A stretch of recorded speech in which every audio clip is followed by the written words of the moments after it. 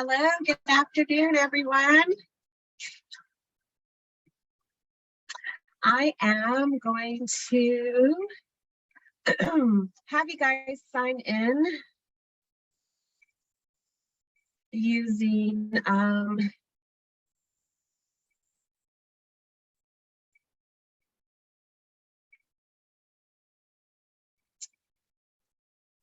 my Google Sheet here. So I'm going to add the link here in the chat. If you can just please click on that link that you see in the chat. And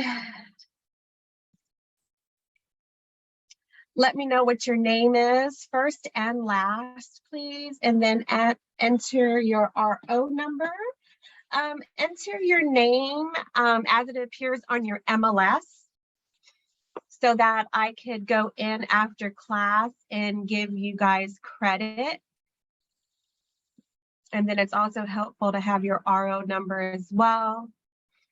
And then for this class as well, you do have to have your cameras on in order to also get credit for this class. Typically, you know, pre-COVID, pre-pandemic, this was an in-person class, so we can see everyone in attendance. Can you guys hear me okay? I'm sorry, there's something wrong about my camera, so I could not turn on the video function. So should I switch my computer, leave the room and come back again? If you have the capability of maybe logging out and then, you know, logging back in or using a different computer, yes, I prefer, that your camera be on. Because like I said, this is supposed to be an in-person class. And so we just want to try to keep it, you know, okay, I will fair to those, that do have their cameras on. That way we just make sure that everyone is in attendance. Got it, thank you. You're welcome. We should be starting here shortly. We had 17 people sign up for our class, so I'm going to give it probably about 2 more minutes.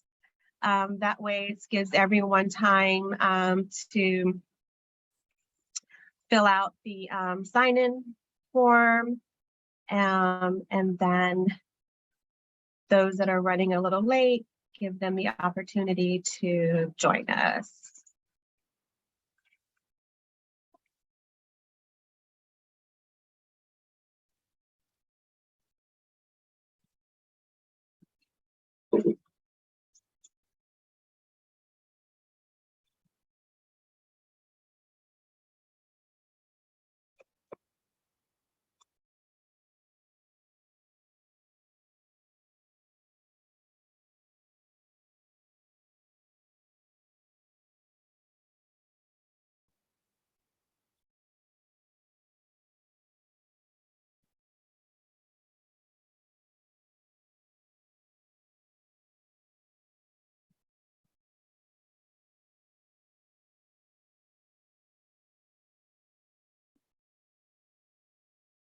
Okay. Your RO number is your realtor number. That is, typically it starts with an R, like an R0.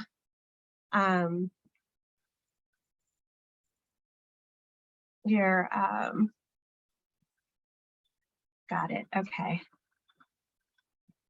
Okay, Laura, I see that. Thank you for letting me know. All right, we're going to go ahead and get started. For those of you that participated in the riddle, thank you very much.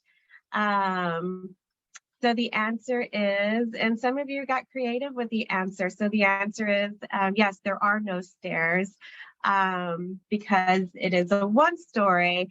But some of you answered that even though it could be a one story, there could be stairs leading up to the porch to a one story, so the stairs would be yellow. So that was pretty creative.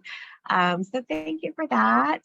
And I'm also going to share with you quickly in the chat. I don't know if you guys received this yet, but I'm going to add, let me pick it up in my computer.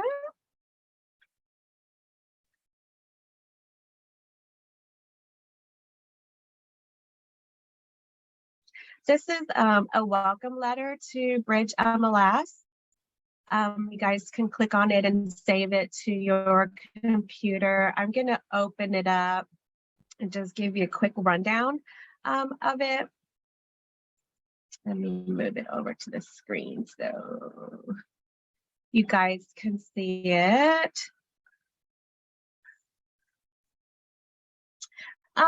So basically, it's just like a new participant, new subscriber checklist, gives you the option to add your MLS ID or password, tells you about our 2 MLS systems of choice, which we'll be going over today, Paragon and ConnectMLS. Gives you the option of saving your username and password for your member portal. Talks about the mandatory orientation, which you guys are taking today. You have to complete that within 60 days. And then gives you our coverage map, some Bridge MLS benefits. We'll be going over that today. Some common MLS violations. Lynn Coleman, she's our Director of Member Compliance and Regulations. She'll be going over this as well. Here is the key coverage map for your super key. A little bit about the NorCal MLS Alliance. This is something I'll be going over as well. Our products, what we offer all of our participants. All of these products you see here on this page, we do provide you guys a subscription to these products at no additional cost. So these are free products that we provide you guys. So a lot of tools. We're going to dive in real deep with ConnectMLS as well. This is one of our MLS platforms, including Paragon. It's a new MLS platform, and so we do promote this a lot because a lot of seasoned realtors are very familiar with Paragon.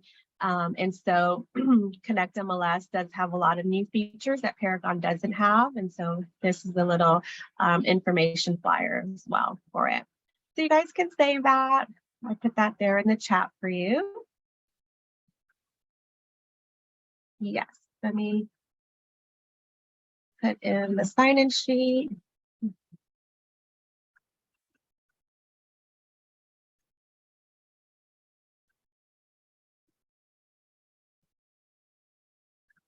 All right. So let's go ahead and get started. Put this down here. Just moving some things around in my screen. Great. Okay, so today is the MLS new member orientation. The first class is the introduction to ConnectMLS and Paragon. I'm also going to dive in really deep into our website, our Bridge MLS website, because there's a ton of tools there that you guys can benefit from. My name is Carmen Miranda. I am the Bridge MLS trainer and PR specialist. My class is going to be from 12 to 2 p.m. And just to give you a little background, not on me, but I like to tell everyone in advance, we are remote working, and so I do work from home, and so sometimes my internet sometimes gets a little spotty, especially being in the Bay. Today's like a super foggy day, so I might run into problems. Most times I don't, but it has happened. If you lose me, if I drop off, just stay on. I'll reconnect, and you'll see me back on the screen. I do live in Richmond, Marina Bay. My desk is right by the window, so you'll hear sometimes geese and birds just flying and sometimes fighting out there. And I have a little puppy, and sometimes she'll hear that and you'll hear her barking like crazy.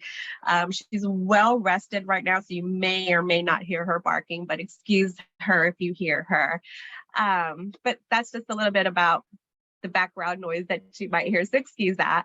The second class is going to be rules and regulations. That's from 2 to 3, and that's going to be hosted by Lynn Coleman. She is the Bridge MLS Director of Member Engagement and Compliance. You'll stay on this Zoom meeting. She'll just join our meeting. I'll hop off when she comes on. She'll also have you sign in as well. She has her own Google form that she'll have you sign in.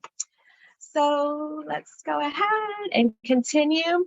So as a Bridge MLS participant and subscriber, you now have access to our MLS database and a variety of Bridge benefits, including your MLS system of choice, ConnectMLS and Paragon. You have MLS tools, you have member applications, mobile applications like CMA generators, free MLS training, and much more. For our agenda today, I'm going to go over the Bridge MLS homepage navigation, show you how to log into your MLS, go over the member portal. I'll go over the member portal very briefly. We'll go over the member center. I'll show you where to find your MLS rules and frequently asked questions. Go over member benefits as far as our products, training and events. Go over some news, show you where to find the NorCal MLS Alliance, frequently asked questions, go over the About Us section and how the MLS works for you, give you our contact information, and then I'm going to dive into ConnectMLS. Going to show you the key functionalities of those systems.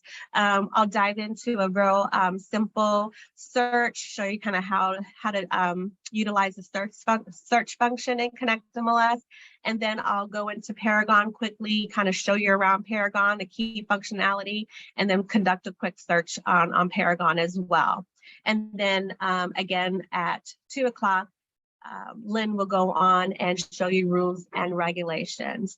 A few housekeeping rules. If you can utilize the chat function for all questions, just for time-saving purposes, if you can also keep your mics muted to limit any interruptions. Again, all cameras must be on. We must see your participation in order to receive credit for this class. You must be in attendance throughout the entire course. It says that we will have roll call at the beginning and end of each segment, and that is just, the sign-in sheet that you did at the beginning here. And then when Lynn gets on, she has her own sign-in sheet because she teaches a separate course. We're not going to do a survey. It says here a survey. We're not going to do that today, but this course is going to be recorded. I go over this rather quickly because we are limited on time and it's a lot of information.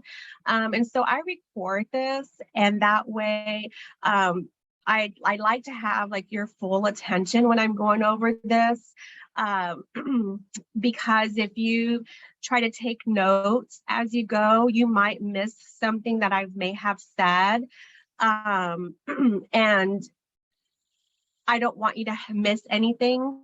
And so I will provide you a copy of this recording of this class so that if you need to go back, like if you maybe have a question or something like that, or you want to, listen to something that I said again over, or want more details on, you can just go back and watch my recording. Or you can just put your question in the chat. I may or may not have time to answer your question in the chat depending on the time. But if I don't get to your question, I will reach out to you separately via email, or I'll just pick up the phone and call you, and I'll be able to reach out to you. Most times, though, when you guys have questions, a lot of times I'll have already answered those questions as I go through the webinar. Sometimes, I'll get questions like, well, what's the difference between, early on, what's the difference between Paragon and ConnectMLS? And those questions, as I go through the webinar, you'll see those differences and so forth. So that's just to give you an example. So a little bit about who we are, our vision. We're dedicated in supporting participants to succeed and profit. Let me make sure that I am recording.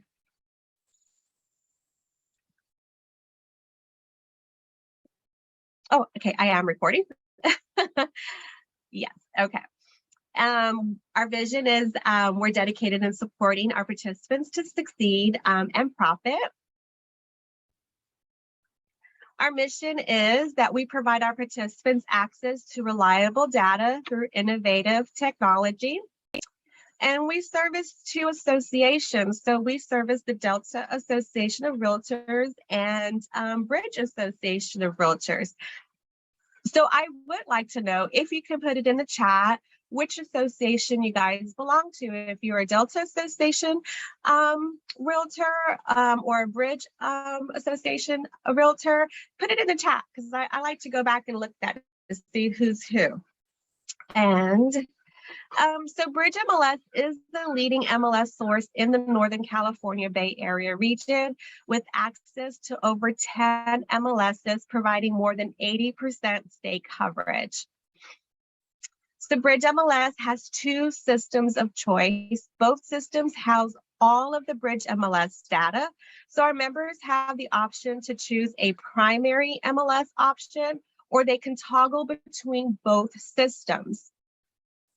So ConnectMLS is going to be our first system of choice. It's 100% mobile friendly and responsive. It was crafted by a realtor. Some feature highlights is the transaction management system, the client portal, the smart bar, the map and list view, and the customer relation management system. The second system of choice is Paragon. This is a comprehensive MLS that allows agents to work from their laptops 24/7. Some feature highlights is the collaboration center, the power search, the action icons, has multiple report layouts, and the market monitor. So our first system of choice, again, is going to be ConnectMLS. Here you see on the screen, this is just a screenshot of the CMA summary report. And then here you see image of a laptop, an iPad, and a smartphone. What I like about ConnectMLS is that when you log in, whether you're in your laptop, iPad, or smartphone, ConnectMLS recognizes the screen size, and it'll automatically adjust its screen to whatever you are logged into. So there's no app required at all for ConnectMLS. You just log into your regular MLS, log in through your MLS login, select ConnectMLS, and then it'll adjust to your screen size. So that's really neat. So it was built by a realtor. So its functionality is seamless, it's intuitive, and designed with the real estate professional in mind. It's incredibly fast in terms of providing data in ConnectMLS, support, and customization. It's mobile friendly, making ConnectMLS accessible anywhere, anytime. Again, no download necessary. The Client Connect portal for auto prospecting, easy access, and agent branding. And for Paragon, here you see on the screen, this is a screenshot of the dashboard. One of the really neat things I like about Paragon is the help site. So these are little thumbnails. You click on any of these thumbnails and you can watch recorded videos or read step-by-step instructions on how to do any of these things here. So if you want to learn how to navigate to the homepage, how to conduct a search, working with results, how to enter a listing, you can do that all through the help site. And this is available 24/7. So this is really neat. So this is our legacy system. So Bridge MLS users have had access to Paragon since the early 2000s. It has tons of data. So the Paragon system dates back to 1996, has multiple report layouts. So you can choose from an extensive list of legacy reports accessible at any time. And then the Help Connect site. So if you need additional assistance after office hours, you can log into the help site, watch videos, read user manuals, and much more. And again, that's available 24/7.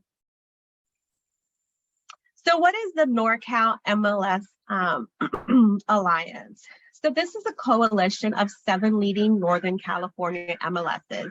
And you'll see here on the screen, this includes Barry's Regional MLS, Bay East Association, you have us, Bridge MLS, Contra Costa, MetroList, MLS Listings, and San Francisco. So the NorCal MLS Alliance partners, so all of these in its entire are accessible in its entirety on our home platforms on ConnectMLS and Paragon. So you no longer need to sign into another MLS to view their data. It will all be available on our MLS platform. So any listings entered into Bridge MLS will automatically display an SFAR in Barry's, Metro, and MLS listings. And for that reason, the single sign-on into these systems have been deactivated. And this has been since January 20th, 2021, when this merger happened and this coalition happened when we all began sharing our data on both of our platforms. So here's a coverage map for the NorCal MLS Alliance integration. And so you guys have access to all of these areas here. So if you log into ConnectMLS or Paragon, you'll get to see listings in all of these areas. So, and here's a color-coded map here. You have Barry's that covers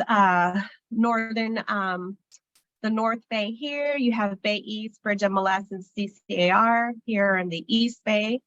You have your Contra Costa and Alameda. You have San Francisco, SFAR in the purple. South Bay here for MLS listings. You have here in the red, Metro List. So again, if you log into ConnectMLS, log into Paragon, this is going to be your coverage map. But stop, wait, there is more. So Bridge MLS offers additional coverage integrated through ConnectMLS only.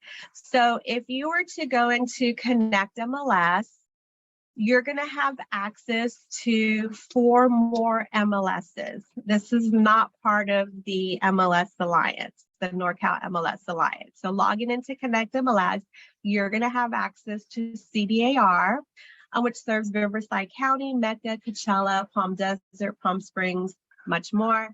You have access to CLAW, the MLS, serves the Beverly Hills, Greater LA, Malibu, Southwest, Los Angeles.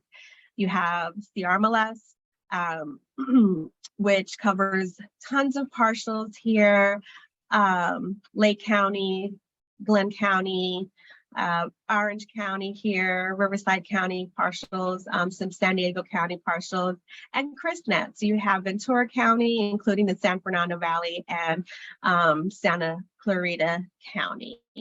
And here is what that coverage map looks like.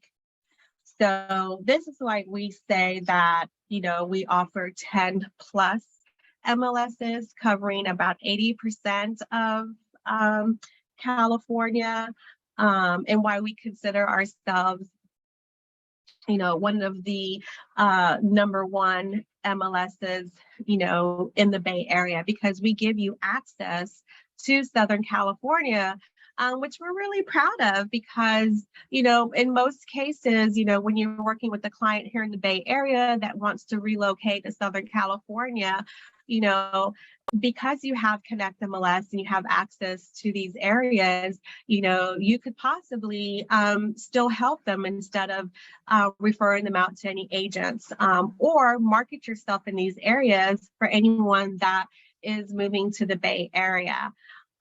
So this is really good information here. And this is just a little bit closer view of that coverage area. And again, no other Northern California MLS provides this much data. So you guys made a really great choice in choosing Bridge MLS. So in getting started, the Bridge MLS website is going to be your one-stop shop for everything you need related to your MLS membership. So we're going to review everything on the Bridge MLS website. We're going to go over resources, member application, member forms, and much more. So our website is www.bridgemls.com. Very simple. We also provide a live chat support that's available Monday through Friday, 9 a.m. to 5 p.m. And I'll show you where that is on the website. So if you have any support needs, if you're in any of our, if you're using any of our products, if you're using either ConnectMLS or Paragon and you get stuck on a search or stuck entering a listing, any problems and you need tech support, all you have to do, well, there's several ways to reach us, and I'll go over that in a second. But if you're actually on the website and you want to do a live chat, you just click on the button and that will get you in contact with the support team. So it's really easy.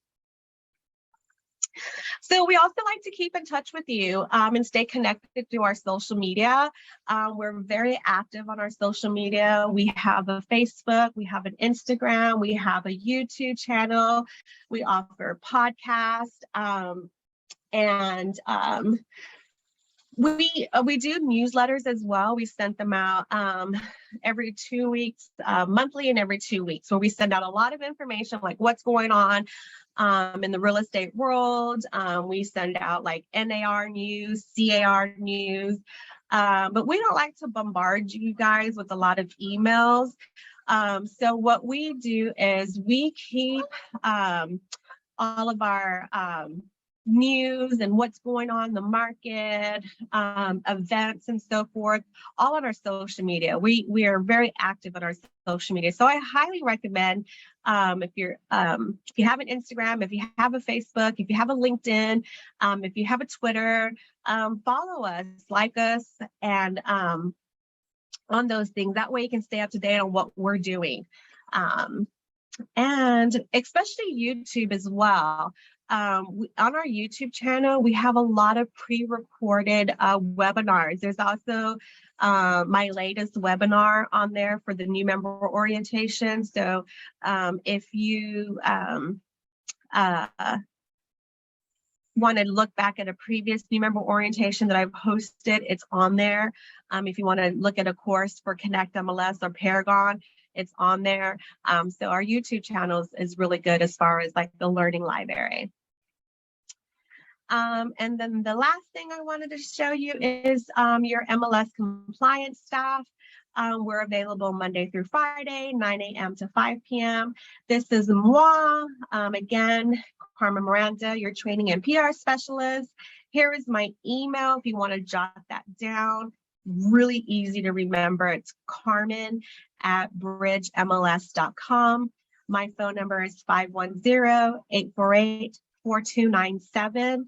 You're going to want to reach out to me for any training needs. If you want to learn a little bit more about ConnectMLS or Paragon or any of our member products. I do training on all of our products, and we have over 20 of them. Reach out to me. The best way to contact me is going to be via email. I'm hosting classes pretty much all day long. So if you call me, you may just reach my voicemail. I do check my voicemails and I will call you back. But if I see you email me, it's quicker just to send you an email and then we'll plan a date to do some training. This is Lynn Coleman, Director of Member Compliance, Member Engagement and Compliance. She's coming on at 2 o'clock. We have Dominic and Michael and Carrie. This is your support team. So if you ever call our support team, they're the ones that are going to answer their phone. These guys, and I promise I'm not saying this because I work for Bridge, but these guys are so knowledgeable. Their customer service is like one of the best that I've ever worked for. I've been with the company a little over 2 years, and they're the ones that taught me these products. They know these products inside and out, and they're just a really great group of people. So these are the guys that you're going to hear on the end of the phone. And then the support line is 925-363-2333, and their email address is support@bridgemls.com. So again, if you have any support needs for any of our member products, our MLS platforms, shoot an email, support@bridgemls.com, or call them 925-363-2333, or if you're on our website, start a live chat with them. So let's go in our website. And I am going to start a new share.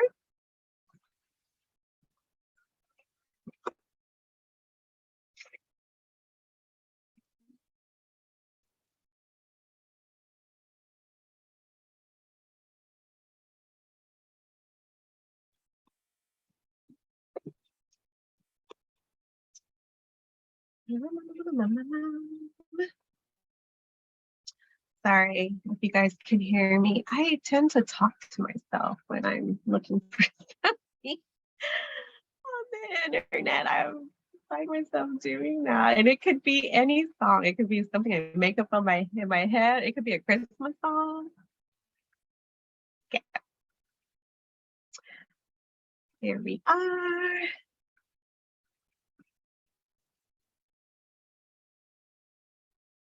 All right, let me make sure you guys can see what I'm seeing.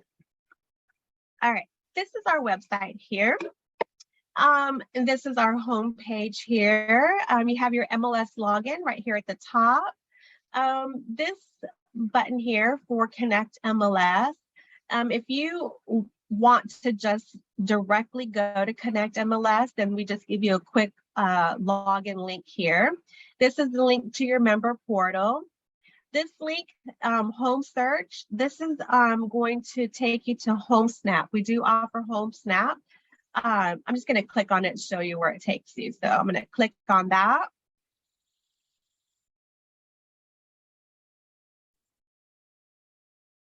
And it takes you to Home Snap. You guys do get a pro account, Home Snap Pro account.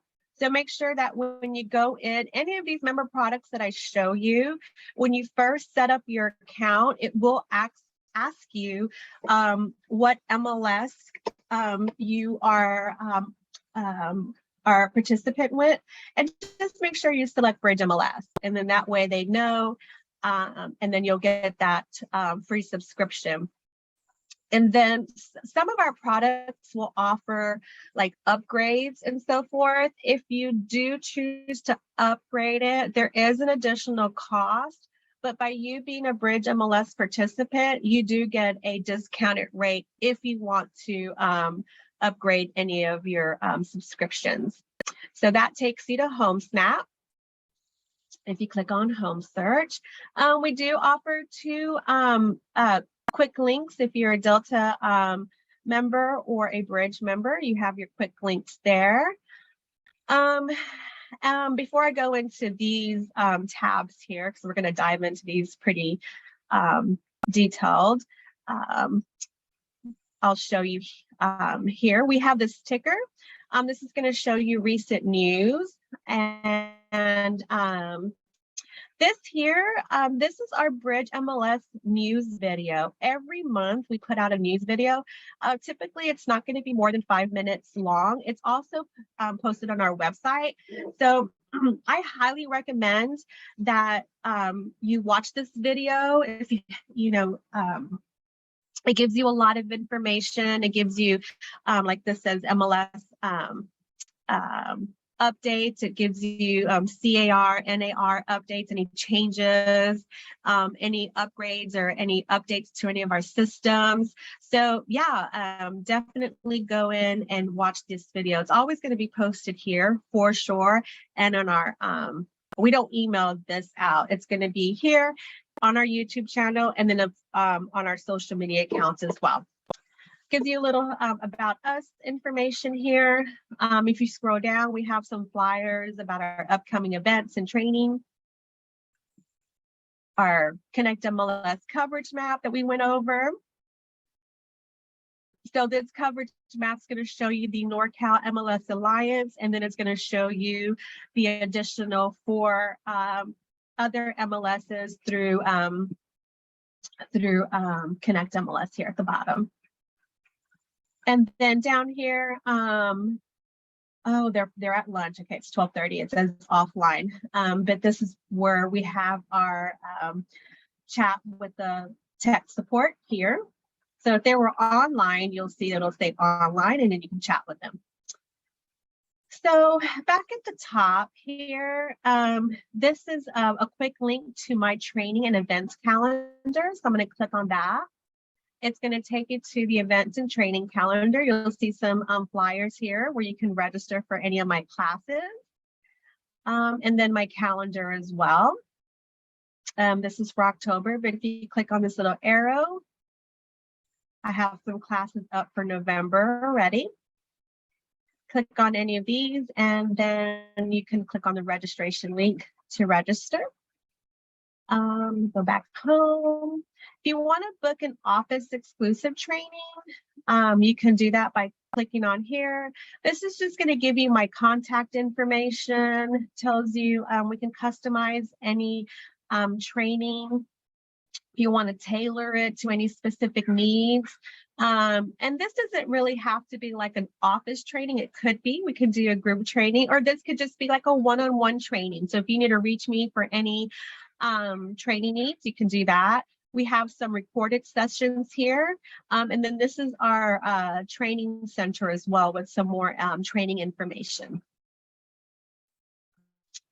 So let's look at the member center. So this member center, this is going to give you member applications, bridge, MLS frequently asked questions, your IDX and frequently asked questions, your MLS compliance and documents, area maps by property address, and area maps as well.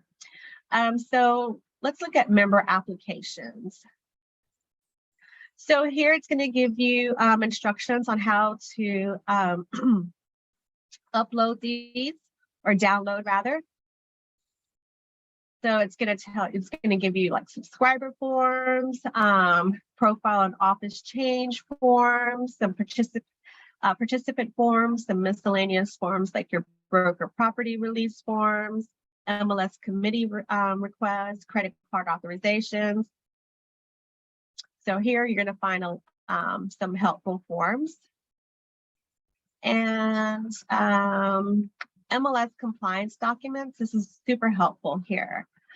So what you see here, this is a screenshot of the tools and resource link in ConnectMLS that just shows you that we provide a link to the rules and regulations page from our website. So this is just showing you the link to this section here on ConnectMLS, and then a screenshot of Paragon. We also provide a link to our rules and regulations page. So it's going to bring you to this page here. Because I mean, we really want you guys to be successful. We try our best to make sure that we put this information out so that you guys are not getting any violations, and that you have a clear understanding of what the rules and regulations are. And so here are all the forms. Here's a clear cooperation policy. And then Lynn's going to go over these in more detail, but I can tell you from my experience and working closely with Lynn, the most misunderstood rules, there's 7 of them. If you guys can study these and learn these 7 rules, you guys are going to be a-okay. They're very simple rules to learn. When she reports her numbers every month, these are the same 7 that she reports that are the most violated rules. So learn these, and you guys will be, will be okay. And then you have the MLS frequently asked questions. So if you guys want to go over this, this is also super helpful as well. And area map spot. So area maps, they've done away with these area numbers, but just in case you need to find any area numbers, we have a PDF form here that gives you area codes by cities, and then the area codes maps separate. They separate the cities for you. So that's what this is here. Member benefits. So let's go over membership products. So these are all of the products that we provide you guys at no additional cost. Rent Spree, this is for rental application platform. So if you have any rentals in your portfolio, this is a really good product to get to know. So we have your 2 MLS platforms, ConnectMLS and Paragon. We have our mobile applications, ConnectMLS, because this is a true mobile application. We have HomeSpotter, we have HomeSnap, we have national MLS data with Realtor.com, RPR, added editing tools. If you want to add and edit any listings, you can use ConnectMLS and Paragon. We also provide you with an account with Box Brownie. So you want to do any photo and video editing. This is really, so with, oh, let me make a correction. I'm sorry. With Box Brownie, this is the only one that you don't get a free account with them. They give you discounted rates to do your editing with this one here, Box Brownie. So you have everyday tools with HomeLight. This used to be called Disclosures.io. You have Cloud CMA, Cloud MLS, Cloud Streams, CRS data. So if you want to pull any property data, any tax records and so forth, you're going to use CRS data. This is really a helpful tool.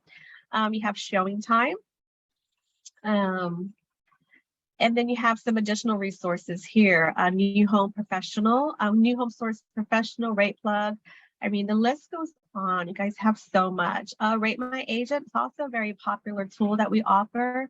This is like the Yelp for agents. So any reviews that you have out there, you can store. So if you have reviews in like different sections, like reviews on your Facebook and some reviews on your website, on Zillow, like different accounts, you can merge all of them onto one platform, which is Rate My Agent, and they have other neat features as well. So I would highly recommend. Some of my favorites are going to be Rate My Agent,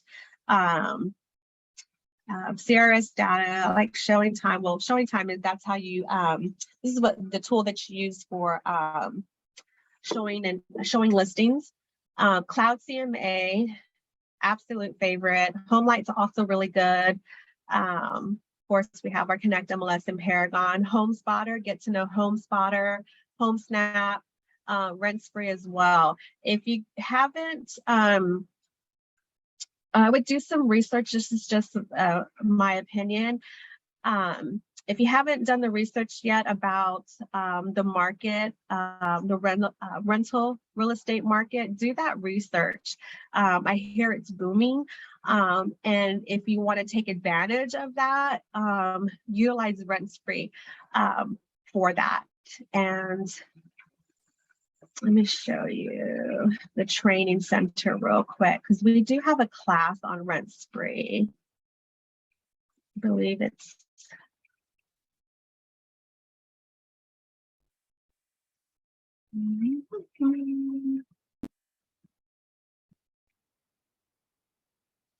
let me just look real quick some here. I'm just going to put it in. Let me go to my YouTube real quick. So I'm going to put it, I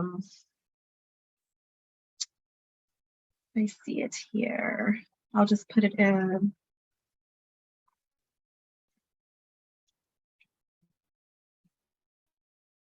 the chat.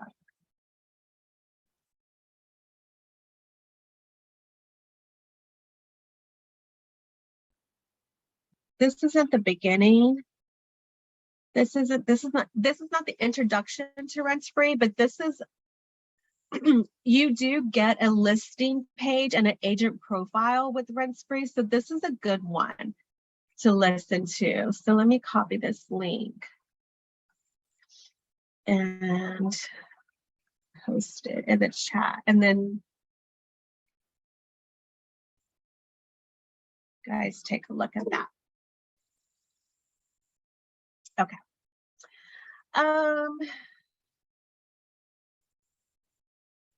Back to the trade team. So, okay, so that pretty much is all of the membership products there for you guys. Training center. So this is our training library. Just like I mentioned in our YouTube, where we house like our webinars, our pre-recorded webinars and so forth. We do that here on our website. So if you want to learn a little bit more like on our ConnectMLS and how to add it any listings, we have our webinar here. Paragon Connect. Paragon Connect is the mobile version of Paragon. So if you want to learn a little bit more about that, you can watch this video. To the right of your screen here, of my screen, you'll see these are pre-recorded webinars. Again, if you want to learn more about the Cloud Agent Suite, that's going to be about Cloud CMA and so forth, CRS tax, HomeLight, HomeBot, HomeSnap, HomeSpotter, New Home Source Professionals, Paragon. So these are all training videos that you can watch. They're pre-recorded. We have user guides as well that you can print. Bridge MLS Real Time. You have Connect MLS training handout. So this is a really good thing to print out. HomeSnap Pro, the marketing playbook, a HomeSpotter, Paragon Connect for the mobile site of Paragon, your Paragon training handbook as well, or handout.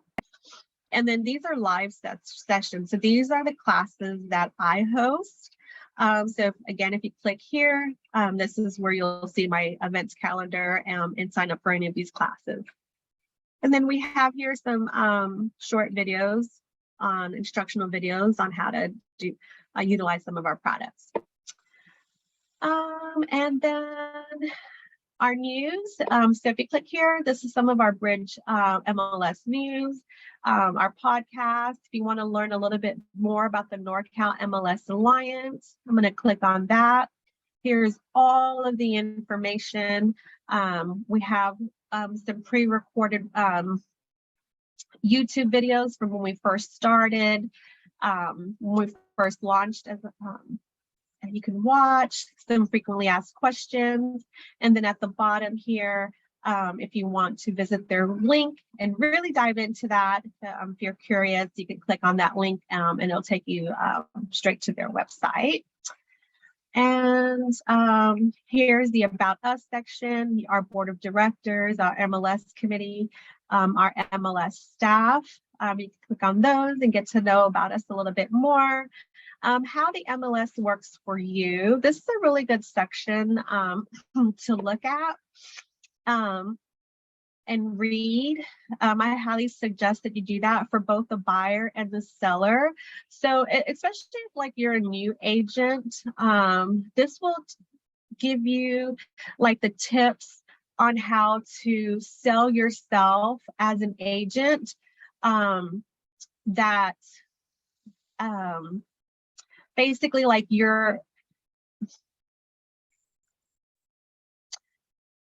I'm sorry, I went blank on the word that I wanted to use.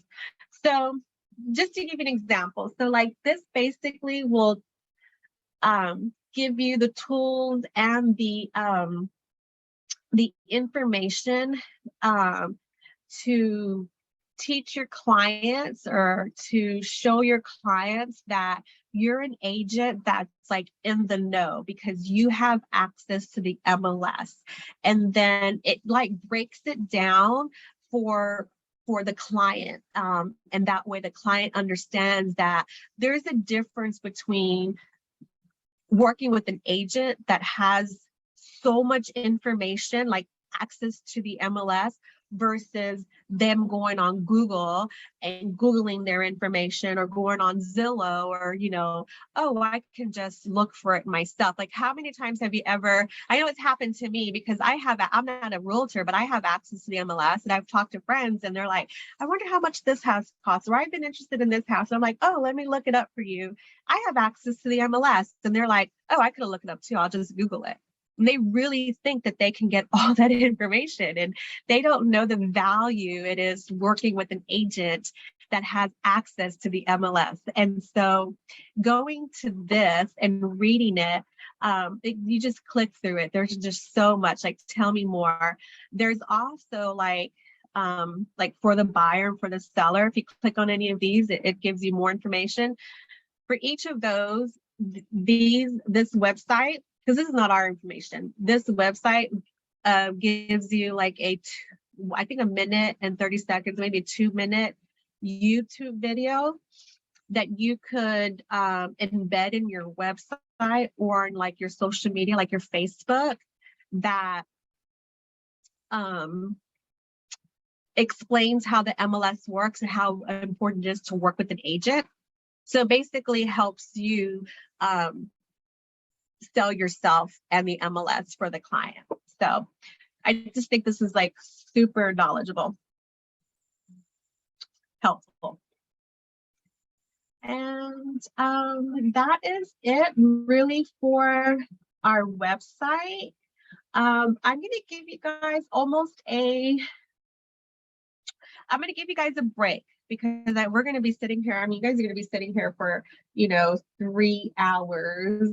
We're right coming up on our hour. So let's meet back here at 1 o'clock. And then from 1 to 1:30, we'll go over ConnectMLS. And then from 1:30 to 2, we'll do Paragon. And then Lynn will pop in after that.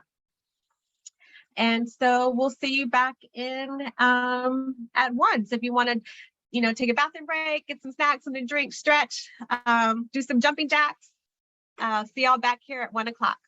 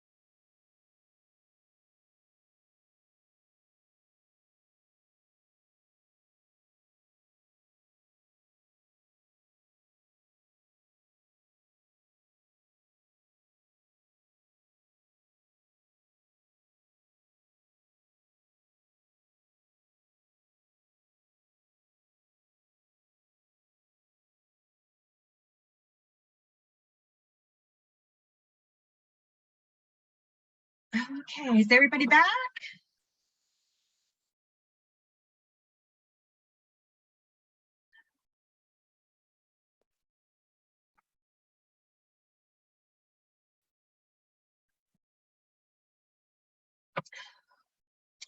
For those that, okay. I see. Thank you for turning your cameras back on. I wanted to, because I feel like I don't explain it well enough. I actually wanted to share my screen, share sound. I wanted to show you the video. So before we dive into ConnectMLS and Paragon. So you know how we were talking about in the know? Because I just feel like it's just like really important. If I was a realtor, I would definitely like dive into this more and then use these videos, especially like as a new agent. So as a buyer, as a seller, you can click on tell me more. And then this is where this video is here. So it's actually a 1-minute video. So I'm just gonna play it and let me know if you can hear the sound, okay? If not, I will adjust it. How do you find a house to buy? Can you hear it?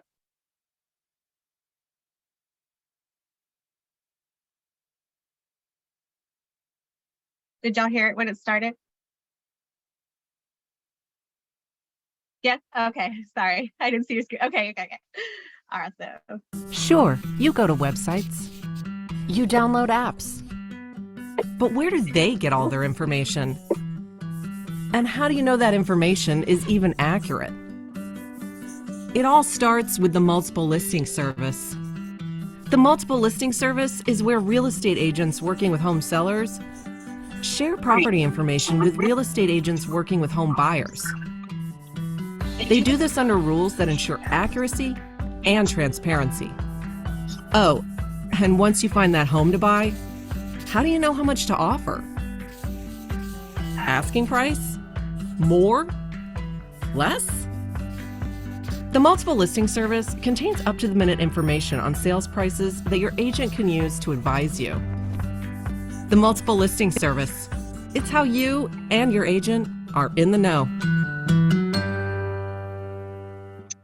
And then here's the one for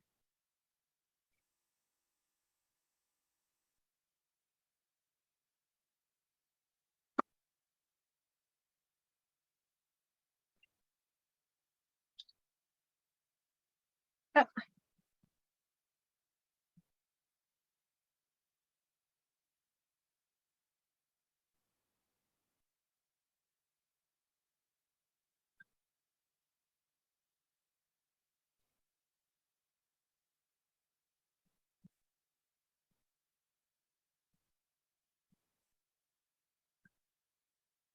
Okay, this one doesn't want to work for me. Basically, it gives the same video, but for the seller. So if you click on this at the top in the know, it's actually going to take you straight to their website. So let me copy this and put it in the chat. Just feel like it's going to be some really helpful information, especially those that are new agents.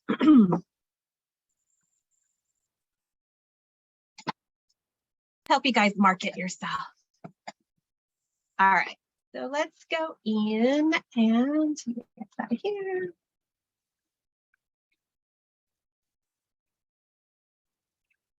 Let's go ahead and dive in.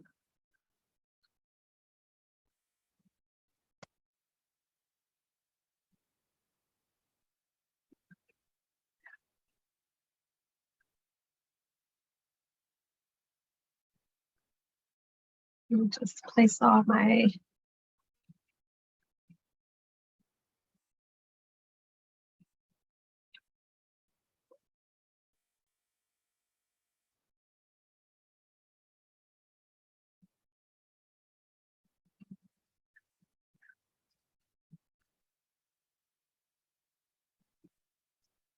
All right. You guys see my screen again? Website. I'm just gonna at the top of the screen. I'm not going to use the ConnectMLS direct login. I'm going to use my MLS login here. Enter the username, enter your password, and click on login. This is going to take you to your Bridge MLS member application screen. Here you have your ConnectMLS, and then you have your Paragon. Also your Bridge MLS member portal. Here you have access to rents free. So make sure you go in, set up your account for rents free. You have your MLS rules and regulations. This is your cloud CMA. So you have others here, Box Brownie, Rate My Agent. And so you have some of the member products here as well that you can use. So let's go in and click on ConnectMLS.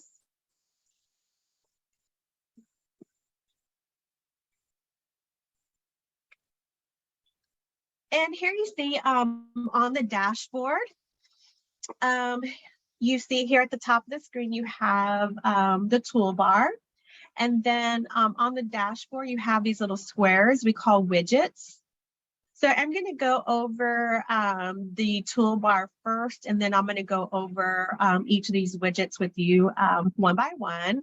The first little button here is the My MLS. So this basically takes you back to the home page. So anywhere you are on the ConnectMLS is going to reroute you back to the home page. This little search button here, this is where you can conduct various searches. You can choose from residential income, commercial. You can also search for your own personal inventory, tour, and open houses. And I'll show you how to do a search here in just a little bit. Listing. So this is where you're going to go in. You can add a new listing. You can edit listings. View and manage your listing transactions, edit photos, virtual tours, reposition your property on a map. So I click on add a new listing. When you add a new listing, it's automatically going to, let me make sure you can see that. Some of my drop down, my pop-ups don't, okay, I use that. It's going to automatically give you this window if you have any pre-existing drafts that you haven't finished. That way it's just giving you an option if you want to work with any of your drafts. If you want to work with one of your drafts, you just go in and edit. You can click on the MLS number or click on edit, or just click on continue. If you click on continue, then it's going to give you the option to add a new listing, and then you just go from there.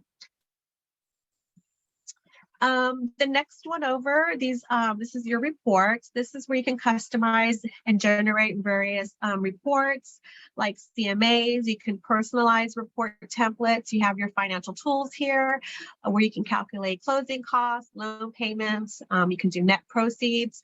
So each report can be personalized again and sent to any specific client through ConnectMLS. And then you have some forms here that are set up. You have your zip forms through ConnectMLS, Bridge MLS, and then any broker forms. You won't have an admin button. The next button over is the Smart Bar. This is where you can quickly find listings, clients, and more.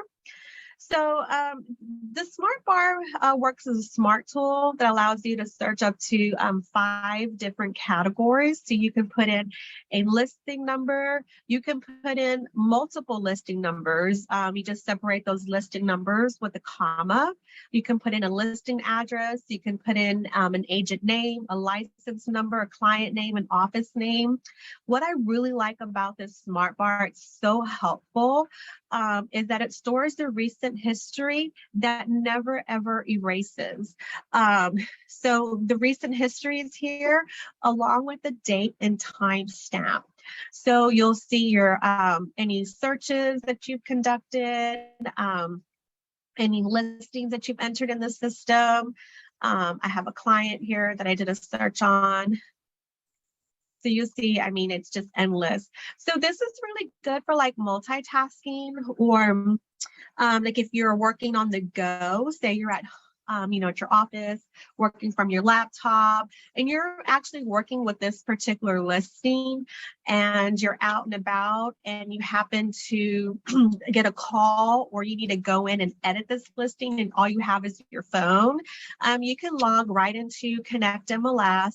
And instead of going into listings and edit listing status or all this, mumbo jumbo, you can just go into your smart bar and click on listing. It'll take you right there to your listings, and then you can just click on edit and go from there.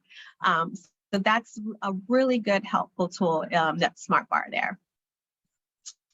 The next folder over, this is my listings and transaction. So this here,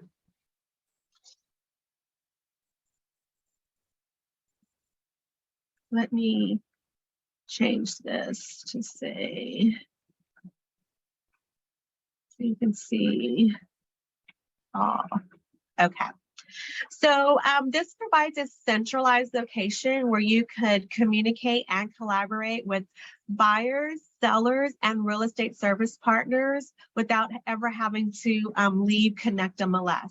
So these are regarding your listing. So these are your listing, your MLS numbers, the status of these two here are drafts. This one happens to be sold, gives you the type, the address, city, the price, agents and clients, listing date, contract date, expiration, sold date, and edit. So what I like about this, like if you were to go in here, let me see, let me click on that, show you quickly. So when we say like you can communicate and collaborate with your buyers, sellers, and real estate partners, this is what I'm talking about. So this is the transaction management system. So here it gives you the milestones. So it tells you the listing agreement, seller's disclosures, and all of the milestones and the status, whether it's completed, pending, what have you. So the first tab is all of the property information. The next one is the participants. So any of the participants that you have in the system for this listing, you can communicate with. So you can add a participant, title, seller attorney, selling agent, whoever, and then you can message them directly from here. By adding a message, you have documents that you can upload. Add a document, you have your services. Any services will be listed here. And then you can also see the history. Anything that's been signed, anything that's been uploaded, you'll see all that history. You also have this little box here. If you click on it, you can allow the buyer to view the transaction history as well. So that is what this folder is right here. So this is a really, really helpful tool that you can use for any of your listings. The next one over.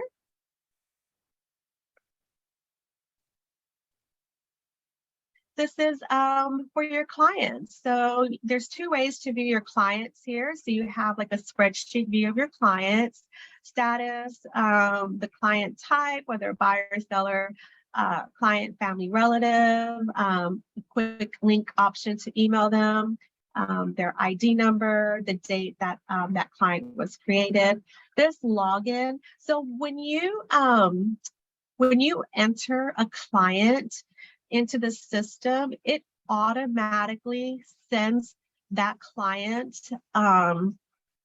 it automatically creates a client portal for them. And it gives them, it sends them an email that they have their own portal where I'll show you what it looks like here in just a second. And it gives them a username with a temporary password, and then they can go in, log in, create their own password, and so forth. So this gives you the last login that when they last logged into their portal. If you want to delete any of your clients, you can do that here. And then you have these thumbnails as well. You can, these little tiles here. So you have two ways of viewing your clients. And to add a client, you'll just click on Add Client here, this little button, top left-hand corner. Make sure you can see that. Okay. This right here, you'll have to click on this more details. It opens up the box a little bit larger. Anything with a red asterisk, it's going to need that information filled out in that box. And so when you open up the box, you'll see that it's going to ask you for the status and if they allow for reverse prospecting. And then you can add in a lot more information. But the only way to see those other asterisks is if you open up that box. So just be careful, because if you try to hit add, it's going to give you an alert that not everything was filled out. So fill all that information, click add, and then you'll have your client set up. But I'm going to click on Selena Gomez and show you what that. So this is what the client portal looks like on our end. So you have your client information here on the left where you can easily edit it with this pencil. If you have any automatic searches running for your client and they've gone in and liked anything, you'll see it or add it to their favorites. If you click on this thumbnail, you'll see which ones they've added, and that way you can reach out to them and say, hey, I saw that you added this one to your favorites. Do you want to go look at it? What have you? Any listings you sent them here. These are their automatic searches you have housed here. CMAs, any flyers, and your referrals that you've sent to them is going to be housed here. Also, your searches are housed here. CMAs, flyers, and referrals. So you have them here at the top and on the side here. Also, this kind of works like Facebook. So you have like a feed here, a communication feed. So this just says that I sent a service partner to her. Here's some listings. And so these pictures are kind of, I need to update these pictures. These pictures could be kind of confusing because it's like the same person's talking to one another. But this is supposed to be me commenting on this listing to my client. Like, did you see that this one has a pool? And then my client responded and said, yes, I did. I love it. And then I could comment back and say, would you like to see it, and hit enter. And then she will get notified that you have sent her a message, just like Facebook. It's really easy, and go back and forth. You have access, and so these are all of the listings. These are all the automatic searches that are going on for this particular client. You have access to see her portal. So at the top right here, you just click on View Portal. And then this is what the portal looks like on her end. So this is going to be your information here. And what I like about it, and I'll show you what the agent branding will, how to brand yourself in ConnectMLS. So you can put all of your branded information in, because she has that refer a friend link here. So you want to make sure like all of your information's updated, like with your social media and so forth. But her feed looks just like yours. So it says, did you see this one has a pool? Yes, I did. And then I made a comment, would you like to see it? And then of course she'll say, yes, please. Something like that. And then depending how you have your notifications set up, you'll get a text that you have an alert, or an email. It can go through your phone, your emails, however you have your communications set, you'll see that you got that message. Love this feature. She can pull driving directions. She can have CMAs here, her property flyers. any property flyers that you send, any financial reports, she can click on here, her messages. If you recommend any service partners, which is what we're going to talk about next, those would be recorded here.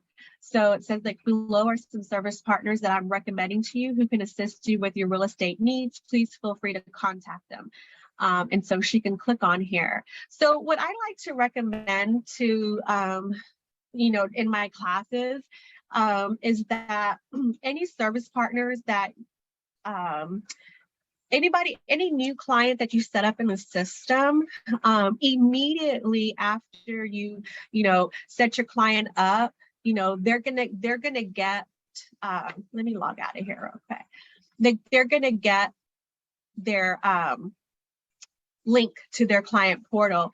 Immediately go in after that and start referring your service partners. That way, when she goes in and looks at her portal, she's going to see all of your information here. She's going to see your recommended service partners, and it's just going to really make you look, it's going to, I feel like, make you stand out from the rest. Like you have a team standing behind you with all of your information.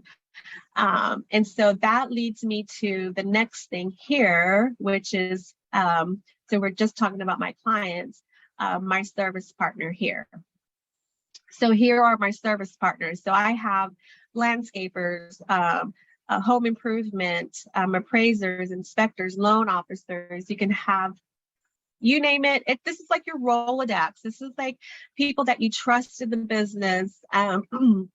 So in order to add a service partner, you just click on Add New, pick out the transactional service, others, and just, click Next, Next, Next, add all of their information, and then click Save, and then their information will be in there. But that's just a really, a great tool to have. So again, you can have, lenders, title companies, home warranty companies. So it's just a database of reliable professionals that, can provide services to your clients.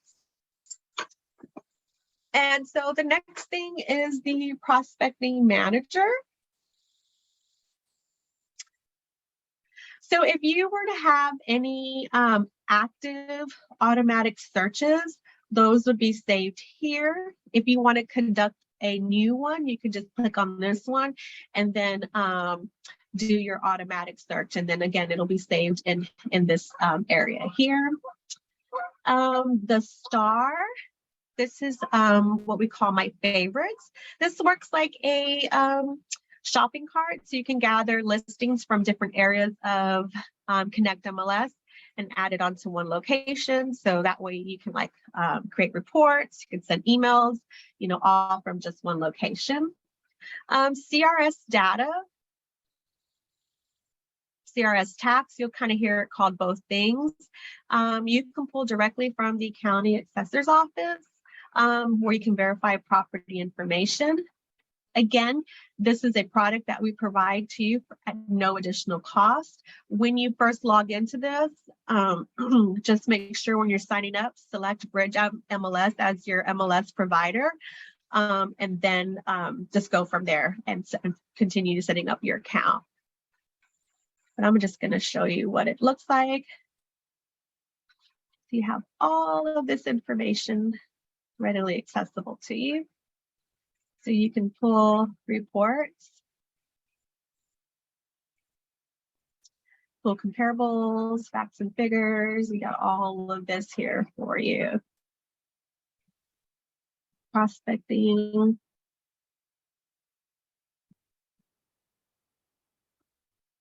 All kinds of stuff. And tools and resources. So just some quick links here.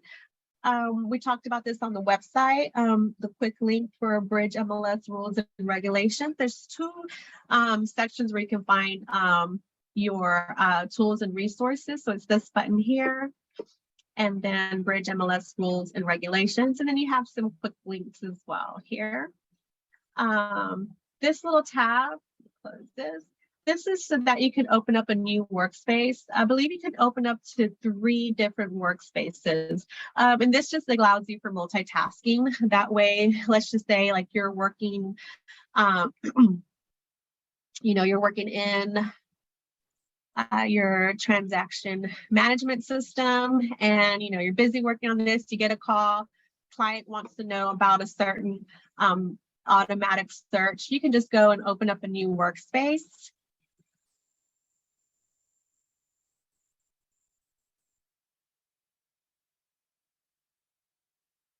And go to your client.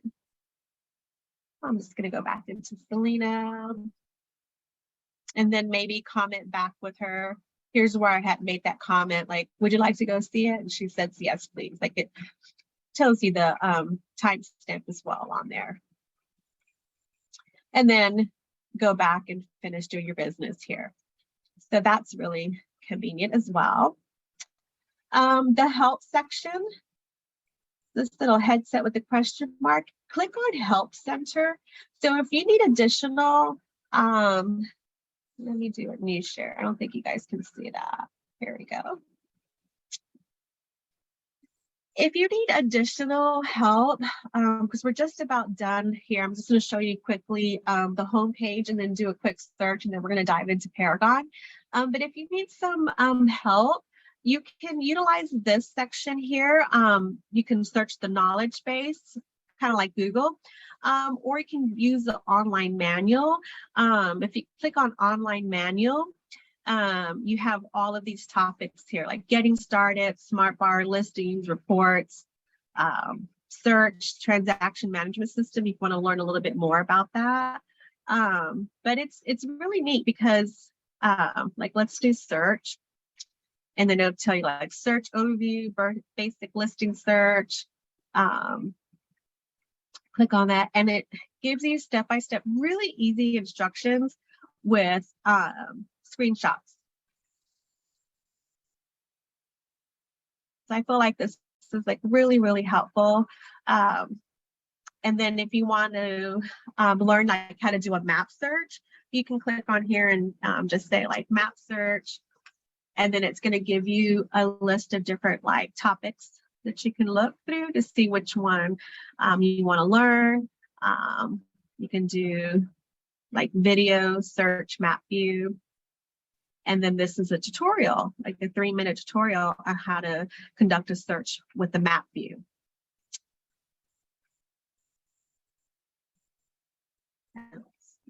Go back to our regular screen. So this little picture here, this is what we call the settings section here. All the way down is where you find the settings and also where to sign out. But click on settings. This is where you're going to do your agent branding. So right here, your business card is just viewable by other ConnectMLS users. This is not your branded information. It's just your basic information. But when you want to go in and actually brand your ConnectMLS, go in and click on this link here, modify my contact information and online business card. This is what you're going to click on here. So I'm going to click on it and show you. Again, anything with a red asterisk is going to be a required field. So of course, you put in your first and last name. What I like about this, it gives you the option to put languages spoken. So you can put that in. You can put multiple languages. You could put in more than one email address, and then you can put in all of your marketing links, your website, social media links here, your blogs, YouTube. So this is really great. Your office contact. And then for your business card setting here, you could select what you want to be, what you want to have displayed and what you don't want to have displayed on your business card. And that was just the first picture I showed you. And then you click on save, and that'll change that for you. This is what your business card looks like. modify my resume and bio. So if you click on that, so this is where you can do some more branding. So you can add your highlights, several different paragraphs where you can upload all of your information. Then you click on save. And here where you can upload your photo. And then there's different email templates, different templates for different things, like your client portal default. Your email template though, I'm going to click on that.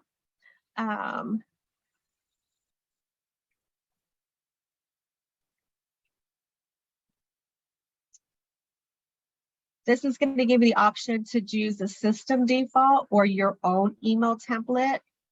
So go ahead and make sure that you go in and create those templates and save them in there, and then your company logo as well. And let me go in. These widgets here, so the client activity, so not only do you have your client activity, here individually for each client, but you have it streaming here on the front and center. So when you log into ConnectMLS, you're not, you don't have to actually go into your client portal to see that. You're always going to see that information here. So depending on how many automatic searches you have going for any of your clients, you'll see all of them here in this one section, which is really cool. Your market activity, this is going to show you anything new, expired, any price changes for the market that you're watching. And so I have mine set to refresh every day. Every day this is going to change and tell me what's new and expired, etc. for my area. You can change this. Let's say you've been out of the office for a few days and you want to see what's happened, maybe, the past 3 days. You could change that from 1 to 3, hit refresh, and it's going to tell you what's happened in the past 3 days. I believe you can go back as far as 30, but you can customize it as well. So if you click on customize, let me show you what that looks like. So when you customize it, you could click on this little drop-down menu and select what class. So I have mine set at residential. You can enter the area number, or if you click on this little magnifying glass, it's going to give you the option to search for your area numbers and add them. And then if you want to display it in a list or in a pie chart, and then you just click save. And then this will update for you.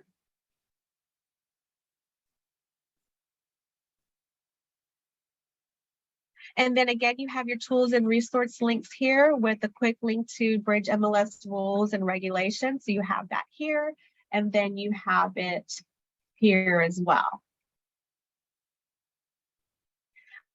To the right, you have your bulletin. So any news that we put out on these bulletins, you'll see that here. So it's really good that you go in and read some of the important bulletins. If you have any messages from any of your transactions for any of your listings, you don't necessarily have to go into this folder here and look at that. Those are going to be housed in this quick widget as well. Any automatic searches you're going to have in this quick widget as well. We have some shortcuts here. Oh, showings. If you have any appointments that you need to confirm on your listings or that you've requested, those are going to be here. If you click on any of these little buttons, it's going to take you directly to showing time so that you can confirm those appointments. We have our shortcuts and our blog. So let's go in real quick. We're running out of time. I won't have that much time to show you Paragon, but Paragon is super easy. Everything that I showed you here, basically you can do the same thing in Paragon, so it won't take me long to show you. So we'll go into a general search, click on residential. And here is all of the fields for, a basic residential search. You have the option here, this little button at the bottom right-hand corner for advanced options. You'll want to go ahead and open this by clicking on this little button here. When you open this, it's going to open up the features tab. This features must have one or more, must not have any, or must have all. I consider this tab to be like the your client's wish list. So if they ask you, it must have like carpet or, washer and dryer connection, or must not have carpet, or, what have you, you can just click on these features. You can type it in and look for it, or you can scroll through what have you, look for those features. It's going to automatically have all of the data sources that ConnectMLS provides you in here. You don't necessarily have to remove them. If you don't want them, you can just X out. Like if you want to work within a certain area, you can just remove them. Let's just say if you remove any of them, you could just click within the box and it'll give you the option to add them back in. It won't hurt anything if you keep them in here, because you would select the area here. So it doesn't really matter if you remove them or not, because in Paragon you don't have the option of removing these MLSs, although CLAW, CDR, CRMLS, and CRISNet are not available on Paragon. So I just recommend leaving them on there, because again, Paragon, you're not able to remove them at all. So going back, on the right-hand side of the screen, you see all the filters that are applied. So right now it just says residential, the status, all active, coming soon, and then all of the data sources that we have. So as you enter the information, you'll see the filters that are applied. It just gives you a better view. This area here can look super busy, so this kind of gives you a better view. And bedrooms, I just added that. And then, see, I didn't even know I clicked on that by accident. And if you see anything on here that doesn't belong, like that -3, you can just click on that X, then it'll remove it. Here, it's going to show you your previous searches. It houses, I think, the last 15 searches. So you could click on this and it'll dump all that information in here. Your manual searches, if you have any saved manual searches, you can open them and add them here. And then any auto searches you have going on, it'll have them right here. So for time saving purposes, I am going to load a last search I did here. Let's see which one I want to do. Let's do this one.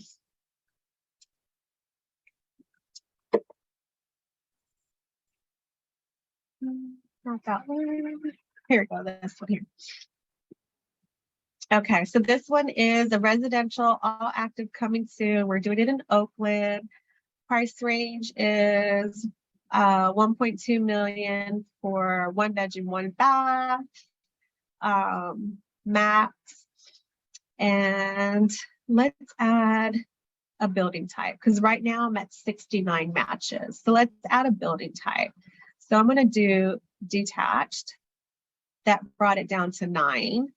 Of course, the more information you put in here, the better your results. But let's just go and see what those are. So I'm going to view the results on a spreadsheet. I clicked on view. So here, it's going to give you the option to locate that listing on a map. So if you want to see what that listing looks like on a map, gives you the MLS number, the status, the address, city, days on market, the area number, listing price, building type, square footage, number of bedrooms, bath, whether it has a garage, the year it's built, acres, lot square footage, any HOAs dues. It also gives you the option to look at the pictures or any virtual tours. And then it tells you what source it's pulling from. So this one's coming from Bay East, Contra Costa, MLS listings, Bridge MLS, and so forth. This little button here, the information button, is super helpful. So I opened that. Let me see if you can see it. So if you want to look at the tax record, you can just click on here. It's going to take you straight to CRS data, where you can look at the property report, listing and property history. You can pull the CMA report through Cloud CMA, street side view and bird side view. You can look at that. If this was your listing, you can edit that listing at the time, print it, email it, and this will email it straight to your, you can email this listing to your client. If you click on email it, it's automatically going to convert it to a client-friendly report, add it to your favorites, driving directions, schedule a showing, report any corrections. And then let's take a look at, I'm going to click on the first one. Oh my goodness.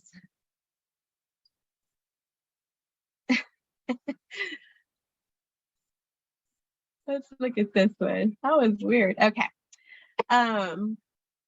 So this one here, so it's going to give you the overview, listing, showing information, property features, tax and HOA, sales and syndication.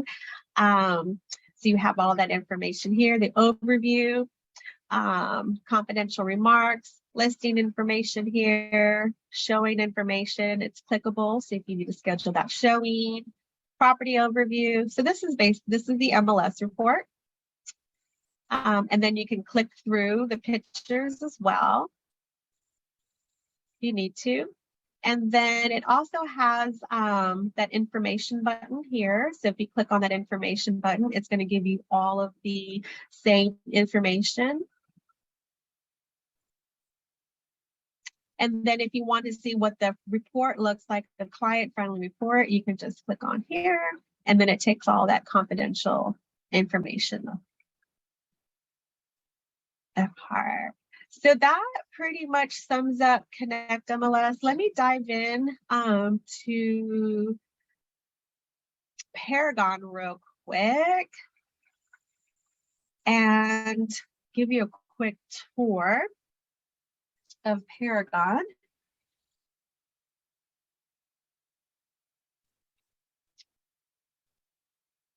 And then I'll show you some of the differences between Paragon and ConnectMLS. So at the top of the screen here, Paragon does have a power search where you can do a search for the same things that ConnectMLS has, like the listing number, agent, what have you. The only thing it doesn't save your searches, and it doesn't, of course, it doesn't save it. It doesn't have a time and date stamp. So that's the only thing. But you can put in like a person's name, and it's going to start searching. It'll give you like listings with that name or contact. You can type in an MLS number, separate it by commas. You can do multiple. So it's a powerful tool. Again, just the only difference is you don't have the option of clicking on it and seeing your history. Over to the right, this is going to be, I think I went too fast. I'm sorry. Over to the top right-hand corner, this is the help button. So if you click on the help button, it's going to take you to this section here. So if you need additional training, especially since my time is cut a little bit short, if you want to learn a little bit more about the home section, the home page gives you like a little video on how to navigate through the home button. The home screen. Message center, like the market monitor. You can click on any of these. It also gives you like step-by-step instructions, kind of like just like ConnectMLS, how to conduct a search, contacts, listings, and so forth. And then again, the little house here, this is just if you're anywhere in the system and you want to go back to this home screen, you just click on the home, it'll bring you back. Search button. This is where you're going to go to conduct any searches. You can select which class you want to search. You can also do specialty searches. And here where you have your saved searches and your listings. So if you want to add any listings, you can select your class. And then if you need to go in and maintain any listings, edit any listings, you'll find that here. CMAs, Paragon gives you the opportunity to create CMAs through Paragon. I just don't recommend using Paragon for your CMAs. I recommend using Cloud CMA for those, but if you wanted to use Paragon, you'll just, click on create presentation and go through there. Contacts. In order to add a contact in Paragon, you just click on add contact here. Anything with the red R is going to be a required field. So just make sure you enter all of that information and then click save.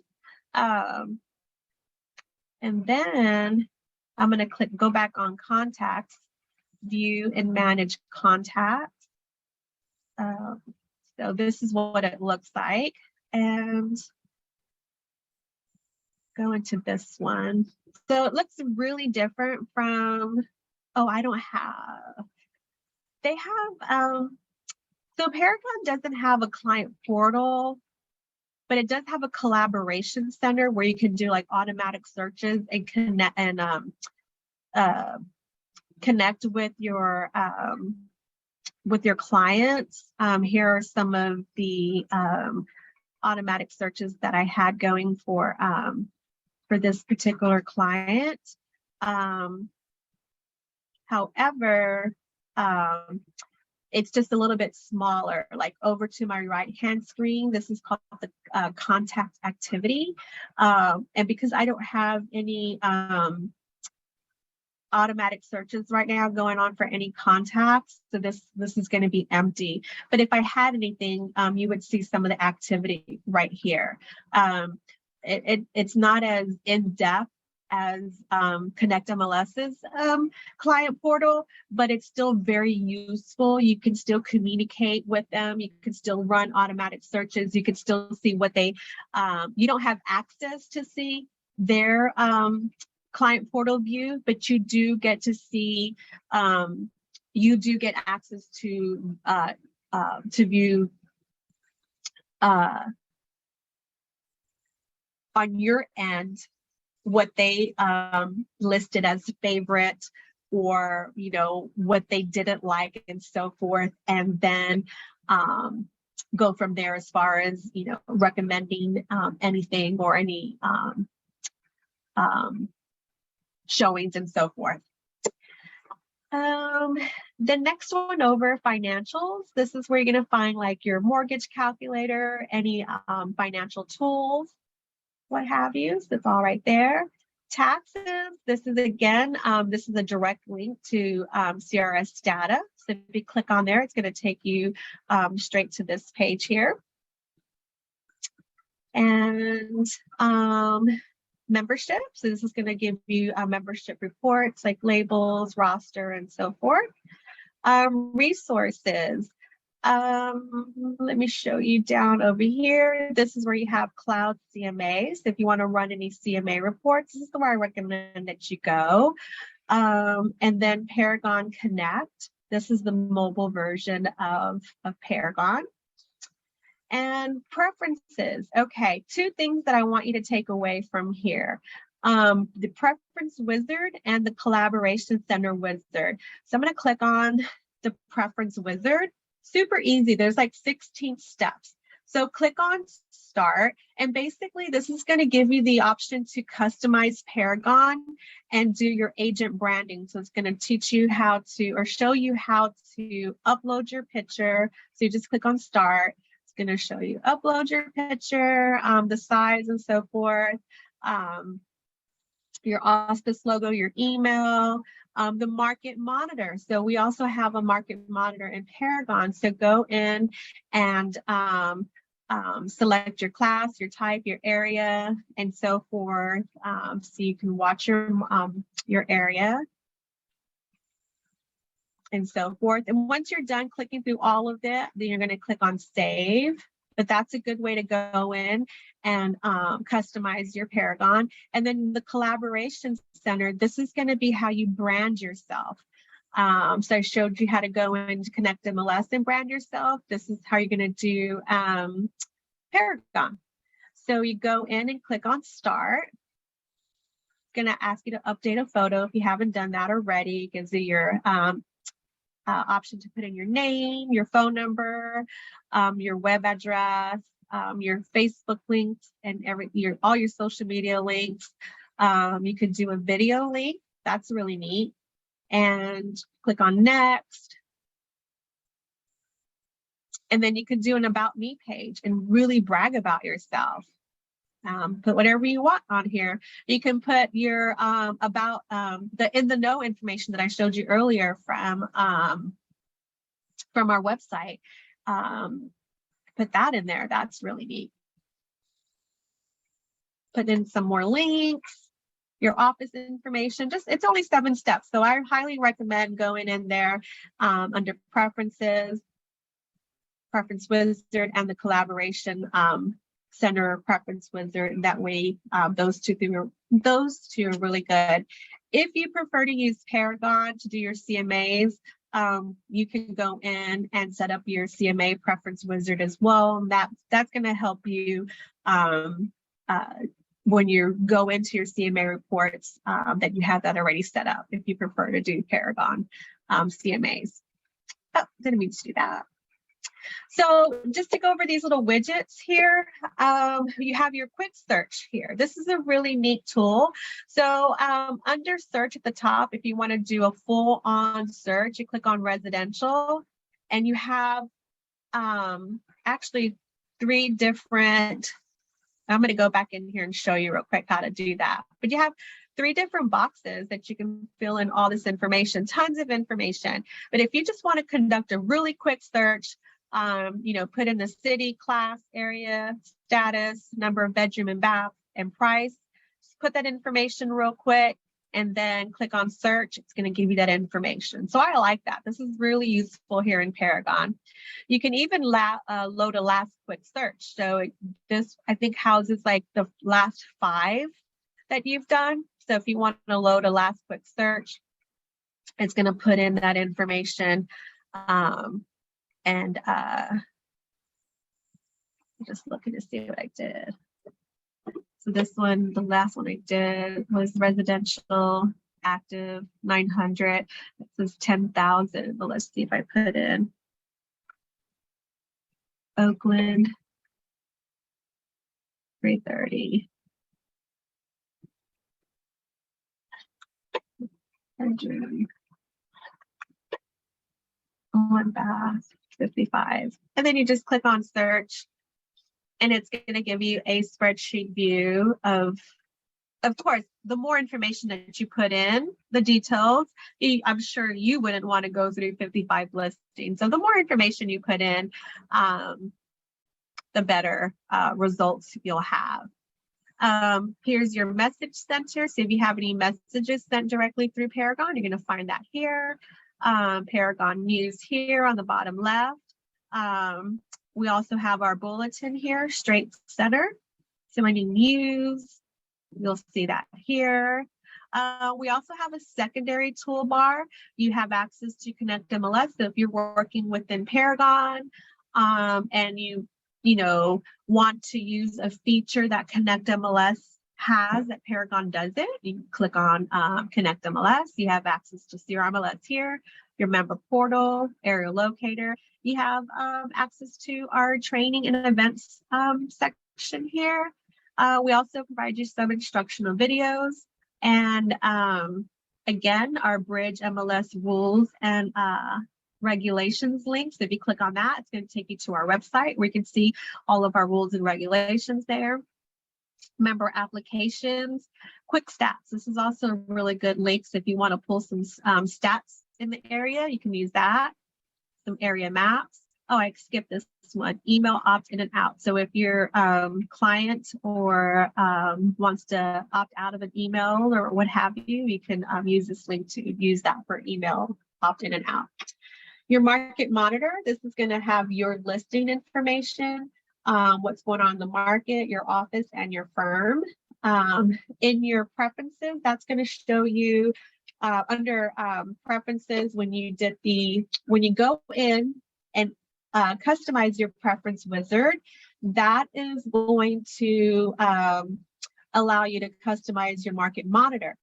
But if ever you want to change it, you can change it by clicking on this little tool, this little edit widget. So if I click on that, let me make sure you guys can see it. Yeah.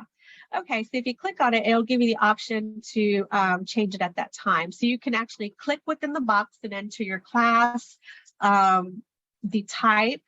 So whether you want to do condo, townhouse, however, you put in the area number. If you need to search for an area number, you can click on the magnifying glass. And then you can also set the default date.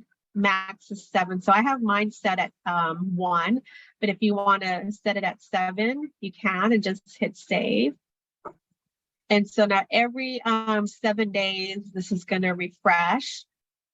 But you can also set it back. You can change that day. Like if you want to know like what happened, 14 days ago, you can hit refresh and it's always going to tell you. It'll give you the listings for near expired price range and what have you. You have your showing time widget as well. So if you have to any feedback requested, any appointments you've requested or on your listings, you click on that. It's going to take you directly to showing time so you can confirm those appointments. Your contact activity, this is for your collaboration center and your clients, and then a calendar. So pretty simple, and I'm almost done. So let's go in and do a quick search. So I'm going to click on search, click on residential. So there are 3 containers is what we call them. So you have your primary container here. This is where you're going to put in your status, county zip, all the primary information, bedroom, building type, listing type, the MLS. And then you have your secondary container. So if this little blue box here, if you click on that little drop down arrow, you open that, it's going to open that up. This is where you're going to have your features. So just like I showed you on ConnectMLS, your features for me would be like your client's wish list. So anything that your clients say it must have a pool, it must not have carpet, must have one or more. You can type that in, like must have. I'm just going to start typing washer. Oh, look, must have a car washer. Yeah. You could say, must have dishwasher. Or you can click on this little magnifying glass and actually do a search for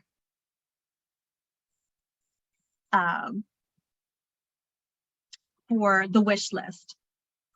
And then you could select, must have, must not have, must have one or more. That way you can just really drill down on your client's needs. You can also do a search for ADUs. And then for the third container is the advanced criteria. So again, I'm going to click on that drop down button and it's going to open up the other container where you can do public remarks and confidential remarks. And just like ConnectMLS, so anything you enter in these boxes, you're going to see it here on the criteria summary. So right now, the only thing I have in this typed in these boxes is coming soon and market listing here is the listing visibility.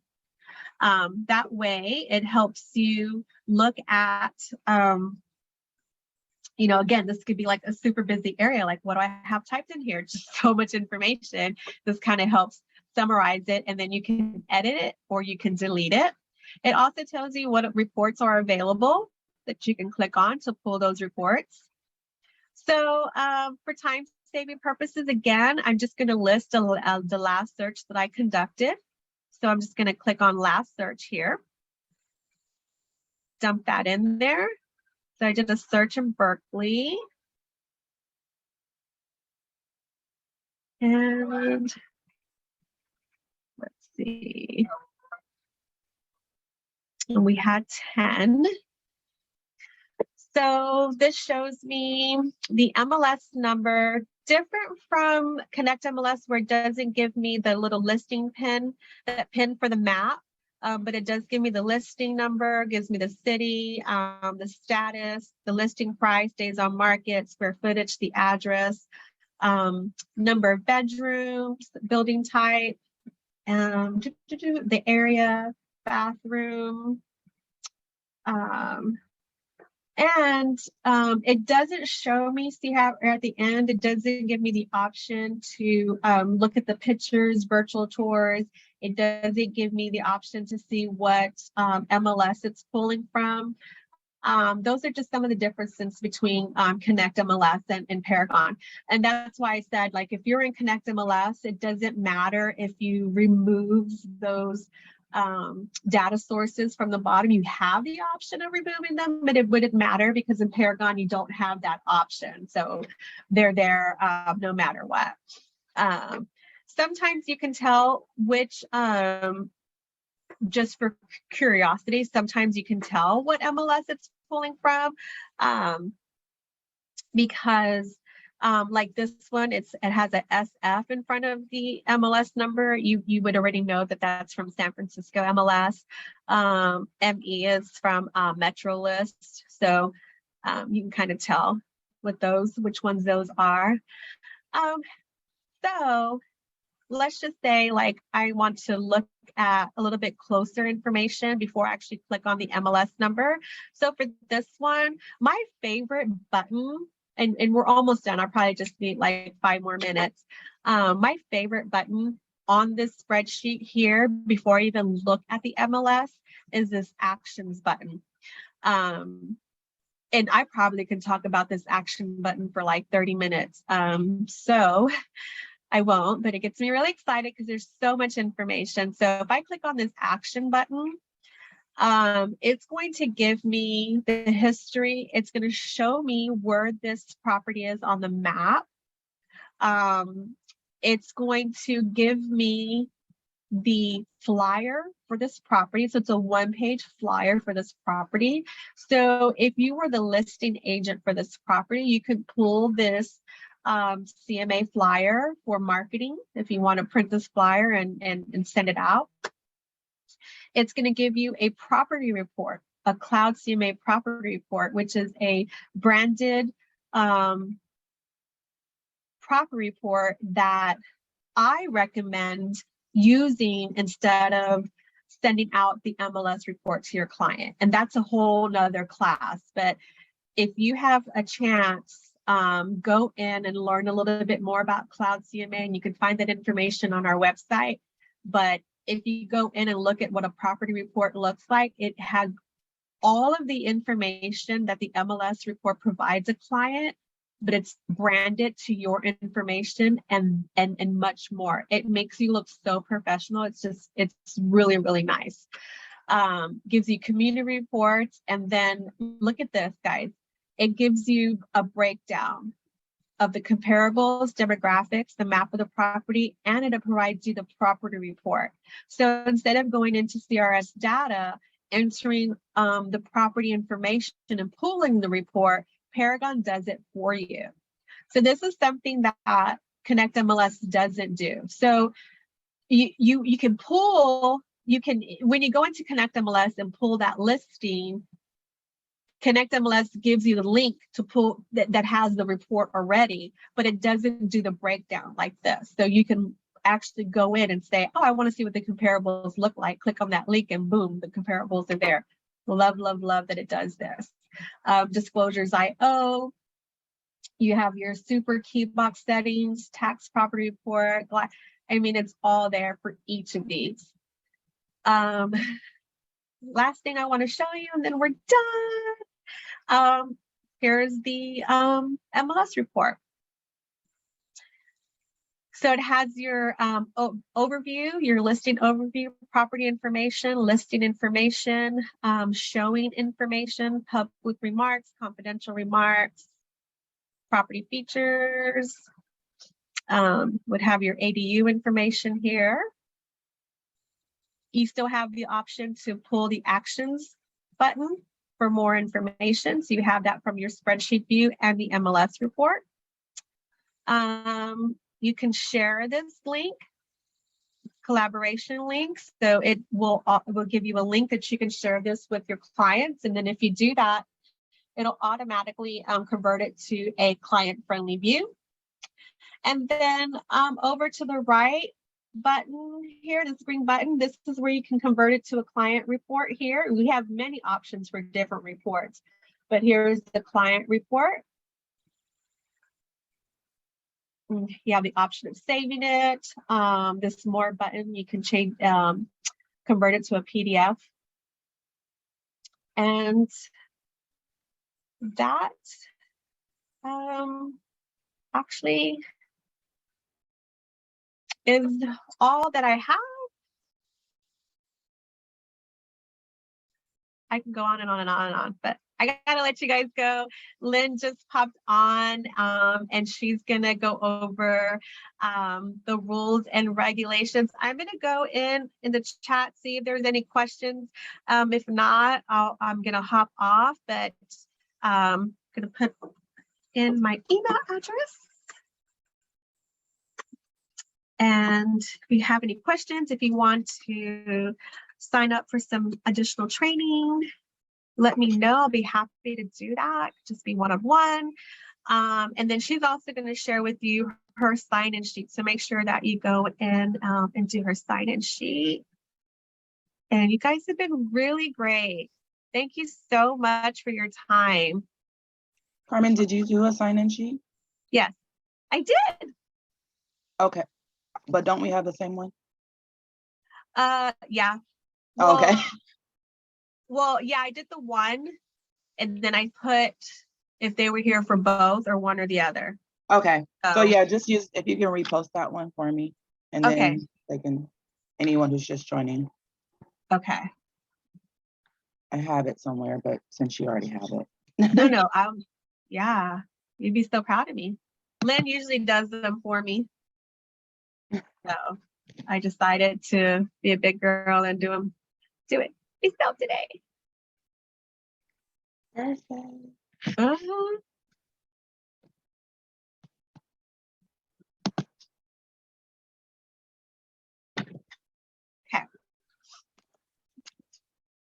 Well, sorry I took some of your time.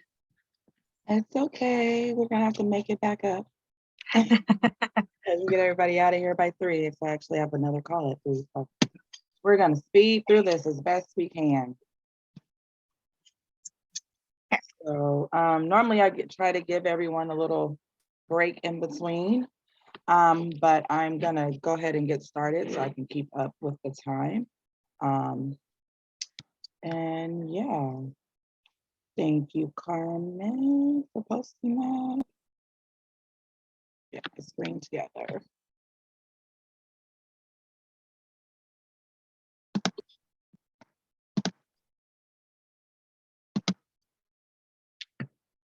Okay.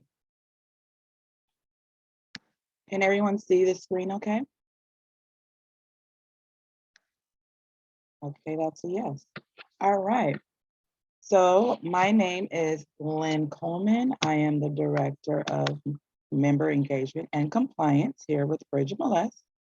So I'm just going to go briefly over some of the rules, the most popular, well, I don't want to say popular, but the most rules that affect your day-to-day. These are the ones that I see commonly violated and commonly that most common people have questions on. Keep in mind that there is an actual rule book that is on, or rule guidelines. It's about 62 pages that's actually on our website. Please get familiar with that. If you come up with any scenarios during your day-to-day processes of listing, and you have any MLS questions, always check there first. That can kind of give you a, an overview and maybe, set the tone on what you're trying to do or maybe not trying to do. So always start with the rules. I'll show you where that is if Carmen did not go over that already. So yeah, I'm gonna go ahead and get started. If you guys have any questions, please hold your questions to the end. I do not, once I get going, I don't really see the questions in the chat in real time. So if you can just jot your questions down to the side and then ask them at the end. And if you need me to repeat myself, just gently unmute yourself and ask me out loud. Like I said, once I'm in my mode, the chat kind of gets neglected, so I will not see anything that's posted there. So yeah, here we go.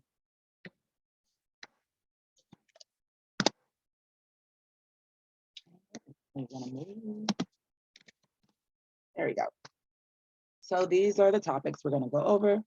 I'm going to tell you why do the MLS rules exist, give you more information on where to find, give you the tools to find more information on the MLS, let you know the most common rules that are violated, go over the violation and escalation notification process. We're going to talk about coming soon listings and MLS clerk cooperation. So first things first, why do the rules exist? The rules exist to ensure participants and by which cooperations amongst participants is enhanced. So basically your compensation. We want to make sure that you, from the time you enter a deal with another agent, listing agent, you as a buyer's agent, everyone has a clear knowing of what the intent for compensation is. So at the time when you enter a deal, the MLS has a recordation of the actual percentage of compensation. So if there's any changes to that compensation, it needs to be done in a timely manner, and you need to be notified in a timely manner. It should not, once you enter a deal, offers are accepted, it should not be changed after that fact. So that's kind of what we are here for. What's ever entered into the MLS, it's a date stamp. So that's what we go for, and that's what we want to make sure that you're thoroughly informed about. Accuracy. So obviously, anything that we have on the MLS, we want to make sure that it's accurate to the best of the agent's ability. So if you are entering information onto the MLS, we are trusting the integrity of your information. We want to make sure that you've done your due diligence and you are entering information to the best of your knowledge. You have checked your P's and Q's, and you're saying, I know this to be true. Now, if something comes up that's not accurate after the fact, it is your job to make sure you notify the MLS and update the MLS accordingly. So you are responsible for the information that you put in, whether your assistant put it in, you yourself put it in, a co-list agent, you as the Bridge MLS member are responsible for the information that you put into the MLS. So here are some of the websites, the go-tos for more information on MLS and just, guidelines and rules and regulations across the board. So obviously, Bridge AOR would be a place for you to find more information. Bridge MLS. I always recommend to start with your MLS or association site first on a daily basis, because that basically any information that's coming out in regards to the area, your specific area, your specific MLS, your specific AOR will be updated on the website first. From there, from those websites, you can access CAR, which is state, and you can access NAR, which is national. You can definitely go to those, CAR and NAR directly. But as far as the trickle down of information, you want to know what your home MLS and what your area, it's what's specific to your area. So definitely always make, if not a daily, at least a weekly habit every couple of days of checking what's popping up on the website. A lot of times agents get going and get into the groove of things, and then they forget to the fundamentals, the simple things is staying informed. And then, we roll out a new rule, and this rule has been in effect for about a month or a few weeks. And then I get a call from the agent who hasn't read up on it and saying, what's going on? I got this. Well, we made this announcement. We sent out, there's newsletters that go out with information, as well as the information is usually on our homepage on the MLS. So definitely take that time to make sure you guys stay informed, whether it's classes, trainings, new rules, new guidelines, just, any information as far as if you're having a problem with an ethics issue or something like that. All of that information, the tools and how to handle that is on the website. And not to mention from bridgemls.com, if you use that as your home base, so to speak, you can access all of your applications like Paragon, ConnectMLS, HomeSnap, whatever you use as far as an application that we offer in your membership package can all be accessed single sign-on via the website. So it's also a good reason so you don't have to re-log into everything. Okay, so here are the most common rules that are violated from agents. Still not being reported within 3 days. This includes the report of pending and COE, failure to post a photo, branding virtual tours, unbranded versus branded, failure to enter accurate information, misuse of public remarks, showing access, churning of listings, and relistings. So I'm going to go into each one of those. So still not being reported within 3 days of acceptance, pending or sold. So once a listing has gone pending or sold into pending or sold status, the listing broker shall report or input the listing in the MLS as sold or pending within 3 days after the action took place. So if my listing goes sold today, which is Wednesday, we have tomorrow, Friday, Monday. Those are 3 days. If you don't input it on Monday, Tuesday, if you go in to input it, the system will recognize that that is the 4th day and you will receive a violation email instantly. The way that is triggered, obviously, is the dates of action. So if you input your closing date as happening on 10/12, the system will be able to tell that here we are on 10, I don't know what Monday is, what is that, 17th or 18th? 10/18, that this is where we're now entering this listing as closed. So it's gonna automatically recognize that violation and you're gonna get an instant email. You're gonna hit send and probably take a sip of your coffee and open your email and it's gonna be boom right there. So keep that in mind if you are closing your listing, or if you are signing on the line with the closing of your listing, or signing on a line pending, your offer is accepted. From that moment, your mental clock should say, I have 3 days to get this on the MLS. Things happen. You were going to probably forget at least once or twice in your MLS during this MLS relationship, which is understandable and it is fine. We do give a warning for the first time, and the second time there will be a fine amount. However, if you're up against it and you know it's going to happen, maybe you're having, health reasons, maybe you're sick, maybe you're out of the office. I've seen agents have closings that happen while they're out of the country. Whatever that case may be, send me an email and say, hey, my listing closed. I don't have, the capacity to get to it by the deadline. Here's the information. We'll be happy to help you close out your listing. Or, give us a call and say, hey, this listing is closing.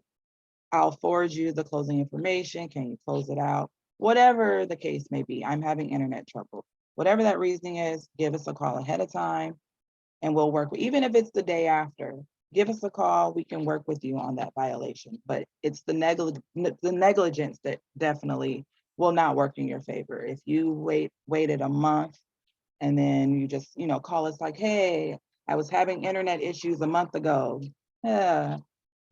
Maybe it was true, but again, this is your responsibility to make sure that your listings are being maintained. And we are definitely here to support you and help you with that, but we can't do what we don't know to do. So you have to let us know that you need assistance or you need something done. If you have a listing that is for comps only, basically that means that this listing was sold off market. It was never entered into the MLS during the time that you had a listing agreement with the seller. It is only being input into the MLS after the fact, after it has already closed, for comparable information only. So this is you inputting the data of the listing, the square footage, the area, the address, obviously, how much it sold for, things of that nature. That's what that information is being input to the MLS. And when you do that, the dates of that particular input will all be one date. We are not listing the listing period. We are just listing the data. So basically, if I'm inputting this particular for comps only listing, I input my listing date is 10/12. My pending date is 10/12. The closing date is 10/12. That is the trigger for this being a for comps only listing. If you do that portion with the dates correctly, the system will not send you a violation because that is the trigger for recognizing that what kind of listing this is. The second thing that is required of that type of listing is for you to type in your actual confidential remarks that this is a for comps purpose only listing. That verbiage needs to be in your remarks. So, two things, your dates, and this is for comps only, your dates, closing, listing, pending, all one date. Second thing is in the confidential remarks for comps only. So those are the two things, the two key points for entering your closed listings. So failure to post a photo. Once you input your listing onto the MLS, you have 1 business day to input a graphic image or photo of the front exterior of the property. If you input your listing onto the MLS and you have all the photos, bedrooms, bathrooms, backyards, and you input all of those photos and not one single photo is of the front of the property, that is considered not having a photo. If you're going to input your listing, you have to have at least 1 photo of the front of the property. You can have as many photos as necessary, but at least one of those photos has to be the front of the property. If you only have the 1 photo, that 1 photo must be the front of the property. You can add multiple photos at any point during the listing period.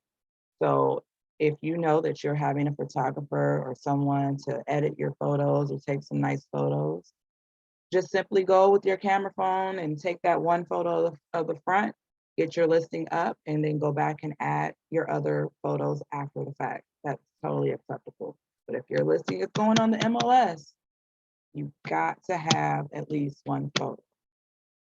If your seller does not want photos on the MLS, then that is also something that is acceptable. However, there is a form called an SDLM waiver that the seller will have to sign along with you that states that you are not to put any photos on the MLS. So if that is the case, if we come across your listing with no photos and we check our database for that SDLM waiver signed by the seller and we don't have it, you're receiving a violation. So at the very moment you enter your listing at the MLS and you know your seller doesn't want their photos, that form and the form that we have there's a CAR version of the form as well, which we accept, but Bridge MLS also has our version. So what you do is once you have that form signed, whether it's a CAR or the Bridge MLS version, it needs to be sent to us at waivers at bridgemls.com. That email address should be on top of the form itself, in order so you don't have to worry about remembering it. But yes, so if you have that and that's your scenario where the seller doesn't want it, make sure you're sending that form. If we don't have the form and we see your listing with no photos, you're going to receive a violation. So keep that in mind. I mean, obviously, like I said, you forget things are going to happen. I have the form, I forgot to send it over. We'll get it over and we'll take a look at the violation and get that removed. Simple, but again, the idea is to have it at the time, not after the fact. So last thing on photos. A lot of the listings you'll have in your pipeline have been listed before by previous agents. One thing you are not allowed to do is go onto previous listings and take photos from previous listings that you did not take or do not own. So if you come across a listing and say, hey, they did a really good job with these photos. I have the same property, not much has changed, whatever the case may be. You are welcome to reach out to that agent because that information will be on that listing. Whatever listing you're looking at from before, the agent's information should be there. And just reach out and say, hey, do you mind if I utilize these photos? If you get that from them in writing, proceed however you choose. If you do that on your own without getting permission, you'll receive a violation. If that agent comes across it and that agent complains, they'll send me an email and say, hey, these are my photos. I didn't get permission. I will send you a violation. Once I do my investigation and confirm that these are previous listings photos, I'll send you a violation right away. So you want to make sure that if you are using the photos, simple email. If you have trouble getting a response from that agent, reach out to me or someone on our staff, and we'll help you get a hold of that agent and get that permission for you. But just absolutely do not take anyone's photos without permission. Okay. Branding. So branding is anything that pertains to your brand, your company, your name, your logo, your phone number, all of these things that that lead back to your brand. So, and your photos that you put on your listing. For sale signs should not be in the photos. Even if you think the for sale sign is in the background, there's this little thing we have called zooming in. It doesn't matter if it's just a little bit to the side. We do not allow any particular sign, any signs at all, for sale signs in the pictures on the MLS. And like I said, I get it could be the side and you absolutely cannot see. But the point of us sticking to that rule is because a lot of things are left to be determined by the person. So maybe you can't see it, but I can. And then there's a whole, well, there's this photo, I seen one and they had it to the side. And so we just say no altogether, no sign whatsoever. Make sure, and if the sign is in there, the information needs to be blurred out or blacked out or whatever editing tool you choose to use, but we should not be able to see any of the information in the When you're posting your photos, make sure you are not posting photos that have specific logos and business logos, like, you know, Starbucks symbols and Target and, you know, people, for example.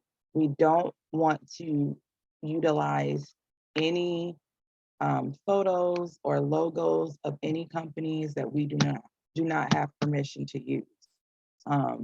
If you're posting a listing that has a, you know, a park in the area, that is acceptable. A park is unique to that area, so that is a part of your listing. A library, police station, fire department, school, those things are acceptable because those are unique to your location. If you have a coffee shops or stores, then that's what you would say in your description. Next to coffee shops, nearby grocery stores, nearby, you know, strip malls, or whatever that case is. But we want to refrain from using specific Target, Starbucks, Pete's, things like that. Just because it can easily come back. All it takes is one. Obviously, this rule, as silly as it may sound, as, you know, what's the big deal as it may sound, all it takes is one single time for someone to say, hey, I didn't give you guys permission. Whoop, now we have this rule. So that's the reason for it. When you have your website, web links to your photos, you know, if you put together a nice, you know, virtual presentation of your listing. I know a lot of companies, you know, have that, and that's something that's given with you being a part of a brokerage, or sometimes you have to outsource and get that done yourself. Make sure you're being clear on having a branded and an unbranded version of that. Meaning you can have a virtual presentation of your listing, and it's just the photos and, you know, 3D tours or whatever, but none of your information can be in an unbranded version of that. Same thing for the branded. If you're gonna want your information where, you know, we go through the whole visual virtual tour of your listing, and at the end it says, hey, call Michael Perry, then that's considered a branded version of that virtual presentation.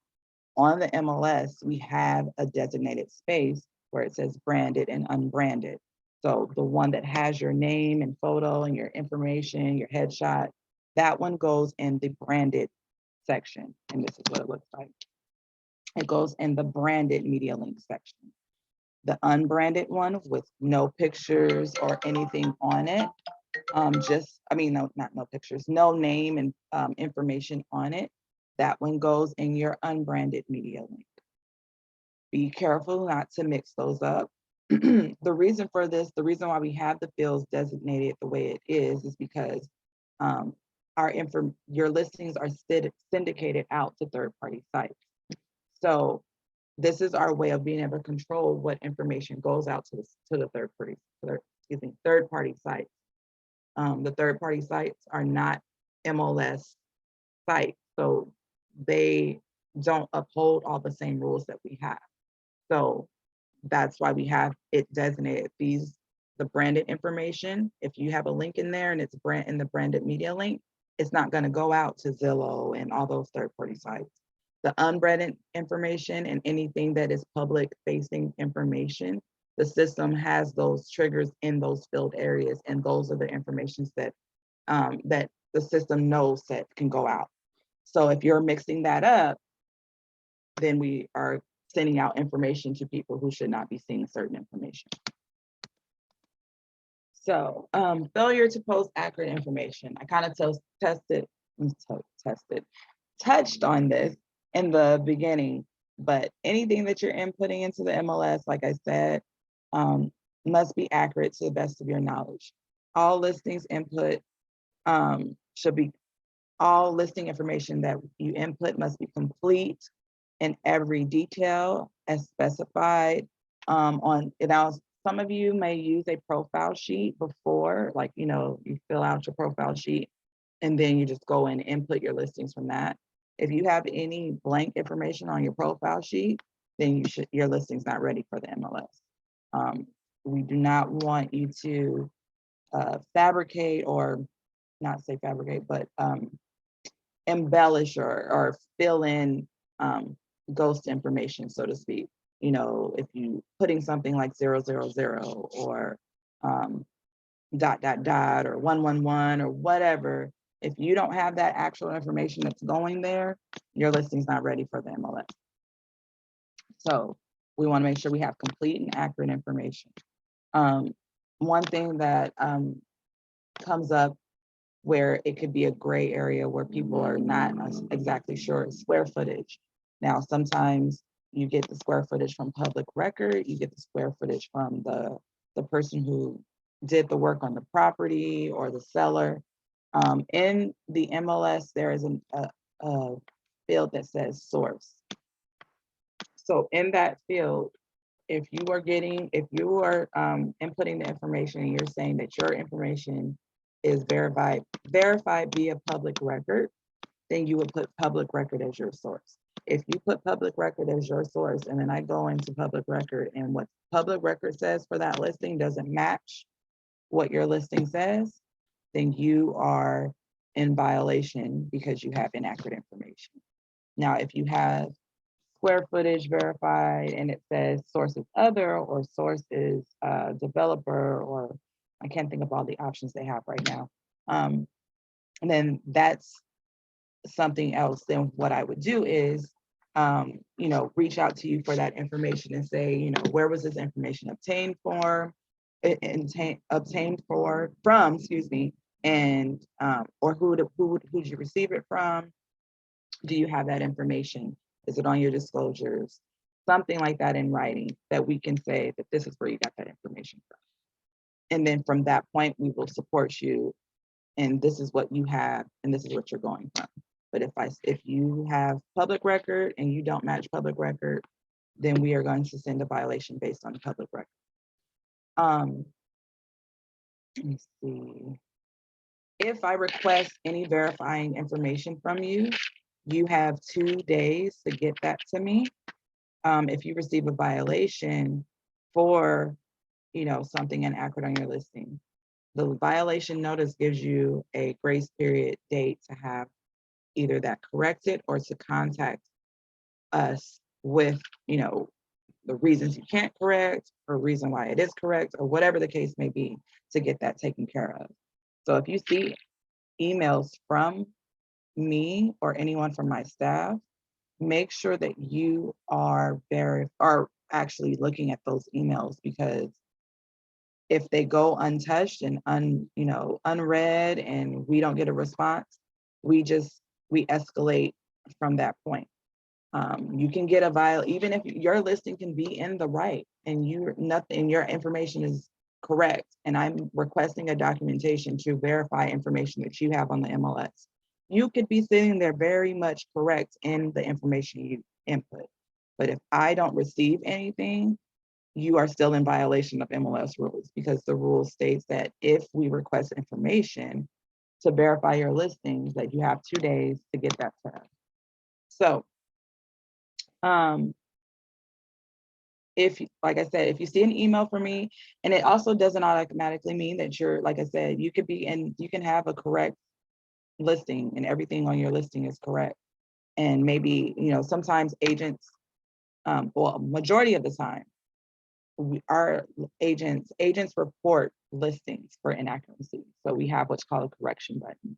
And this is agents who are, surfing the MLS and looking for listings, and they come across something that they know is inaccurate. They'll hit the button within Paragon or ConnectMLS, and it sends me an email saying this information needs to be corrected. Before I send a violation to you, unless it's something clear cut to be inaccurate, I will send you an email and say, hey, is this information correct? Please confirm the status, or whatever the case may be. If I don't hear from you, technically this listing is in limbo. So if you get my email, just send me an email right away and say, yes, this is this, here's the documentation.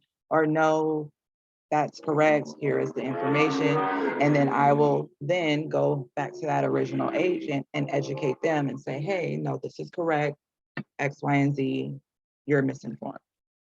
And we move on. So make sure, like I said, if you see an email from us, just reply. If you don't understand what it says, just reply and say, hey, what exactly is this that are you asking of me? And we'll work it out.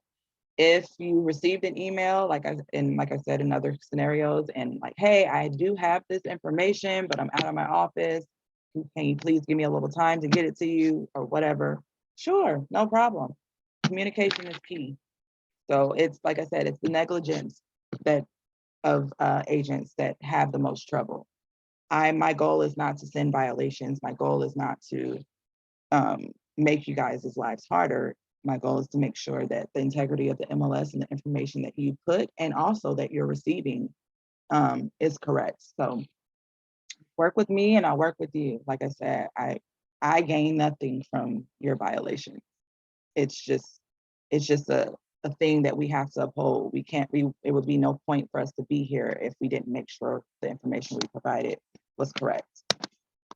So, few more slides. So misuse of public remarks. So in the public remarks section, the information that you put in there shall only relate to the marketing description and condition of the property. There are two fields called the public remarks and the confidential remarks. So the only information in the public remarks is about the property. So, beautiful views, transportation nearby, recently updated kitchens, washer and dryer comes with it, included in sale, things like that. That's the information that goes into that. Nothing about, finance options and, I've seen like people putting bonus and compensation information. Anything like that is all confidential information. Another thing that is a tricky one, because you may think that it does kind of describe the physical of the property, and that's occupancy. That is something that's an information that technically pertains to the condition of the property. Does someone live there or not? That information should not be in the public remarks. Whether it is vacant should not be in the public remarks. If someone lives there, that's a different situation, and you're saying, yes, someone lives there, or please respect the tenant occupied. But if it is vacant, we don't want to announce to the public that it is vacant. That's basically just saying, hey, here's a house that's vacant and empty and unsupervised. Squatters, come on, let's hang out. Vandalizers, burglars, come on and check the nice stuff that we have staged in here. So that's the reason why we don't want to advertise in the public remarks that it's vacant. What you would say in that field is that this property will be delivered upon sale as vacant. So that lets your potential buyer know that whether or not it's vacant at this particular time is one thing, but it will be vacant at the time that I purchased this home. So that keeps you safe in that area. So if you want to make sure you're letting your agents and your buyers know that this listing will be delivered vacant, that's what you will put. But we are not going to say that it's vacant at this current time on the MLS.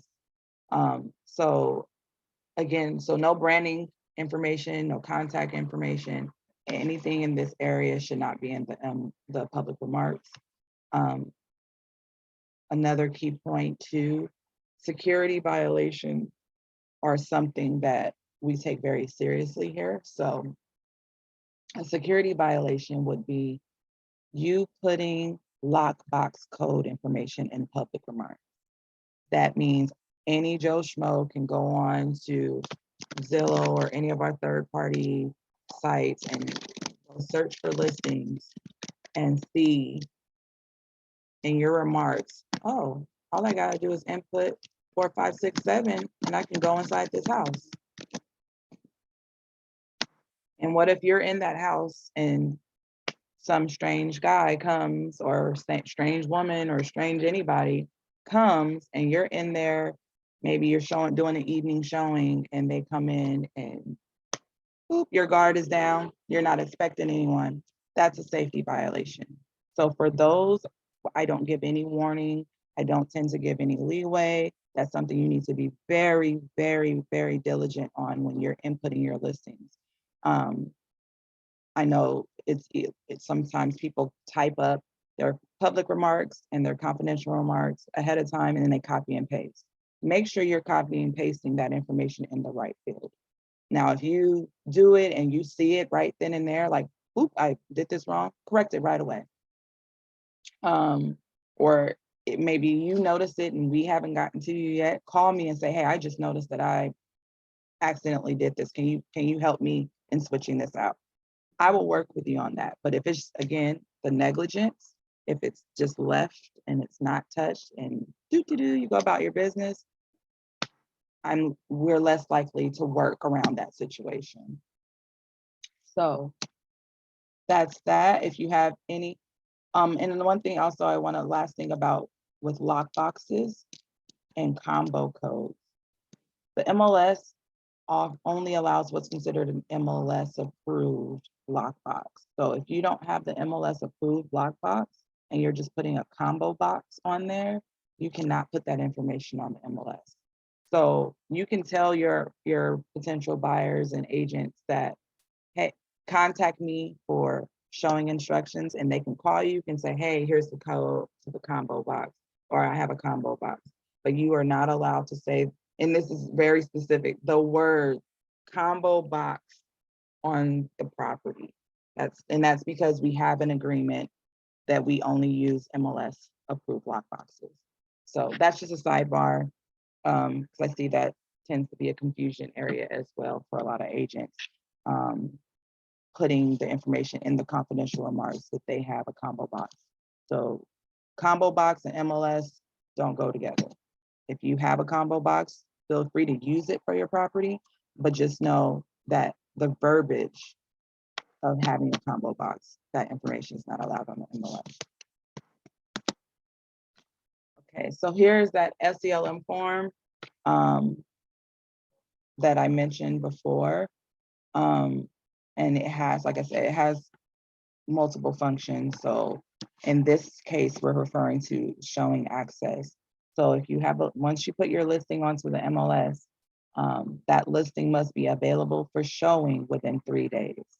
So what you cannot do is input your listing today, 10/12, and then put in the remarks, no showings until 10/27.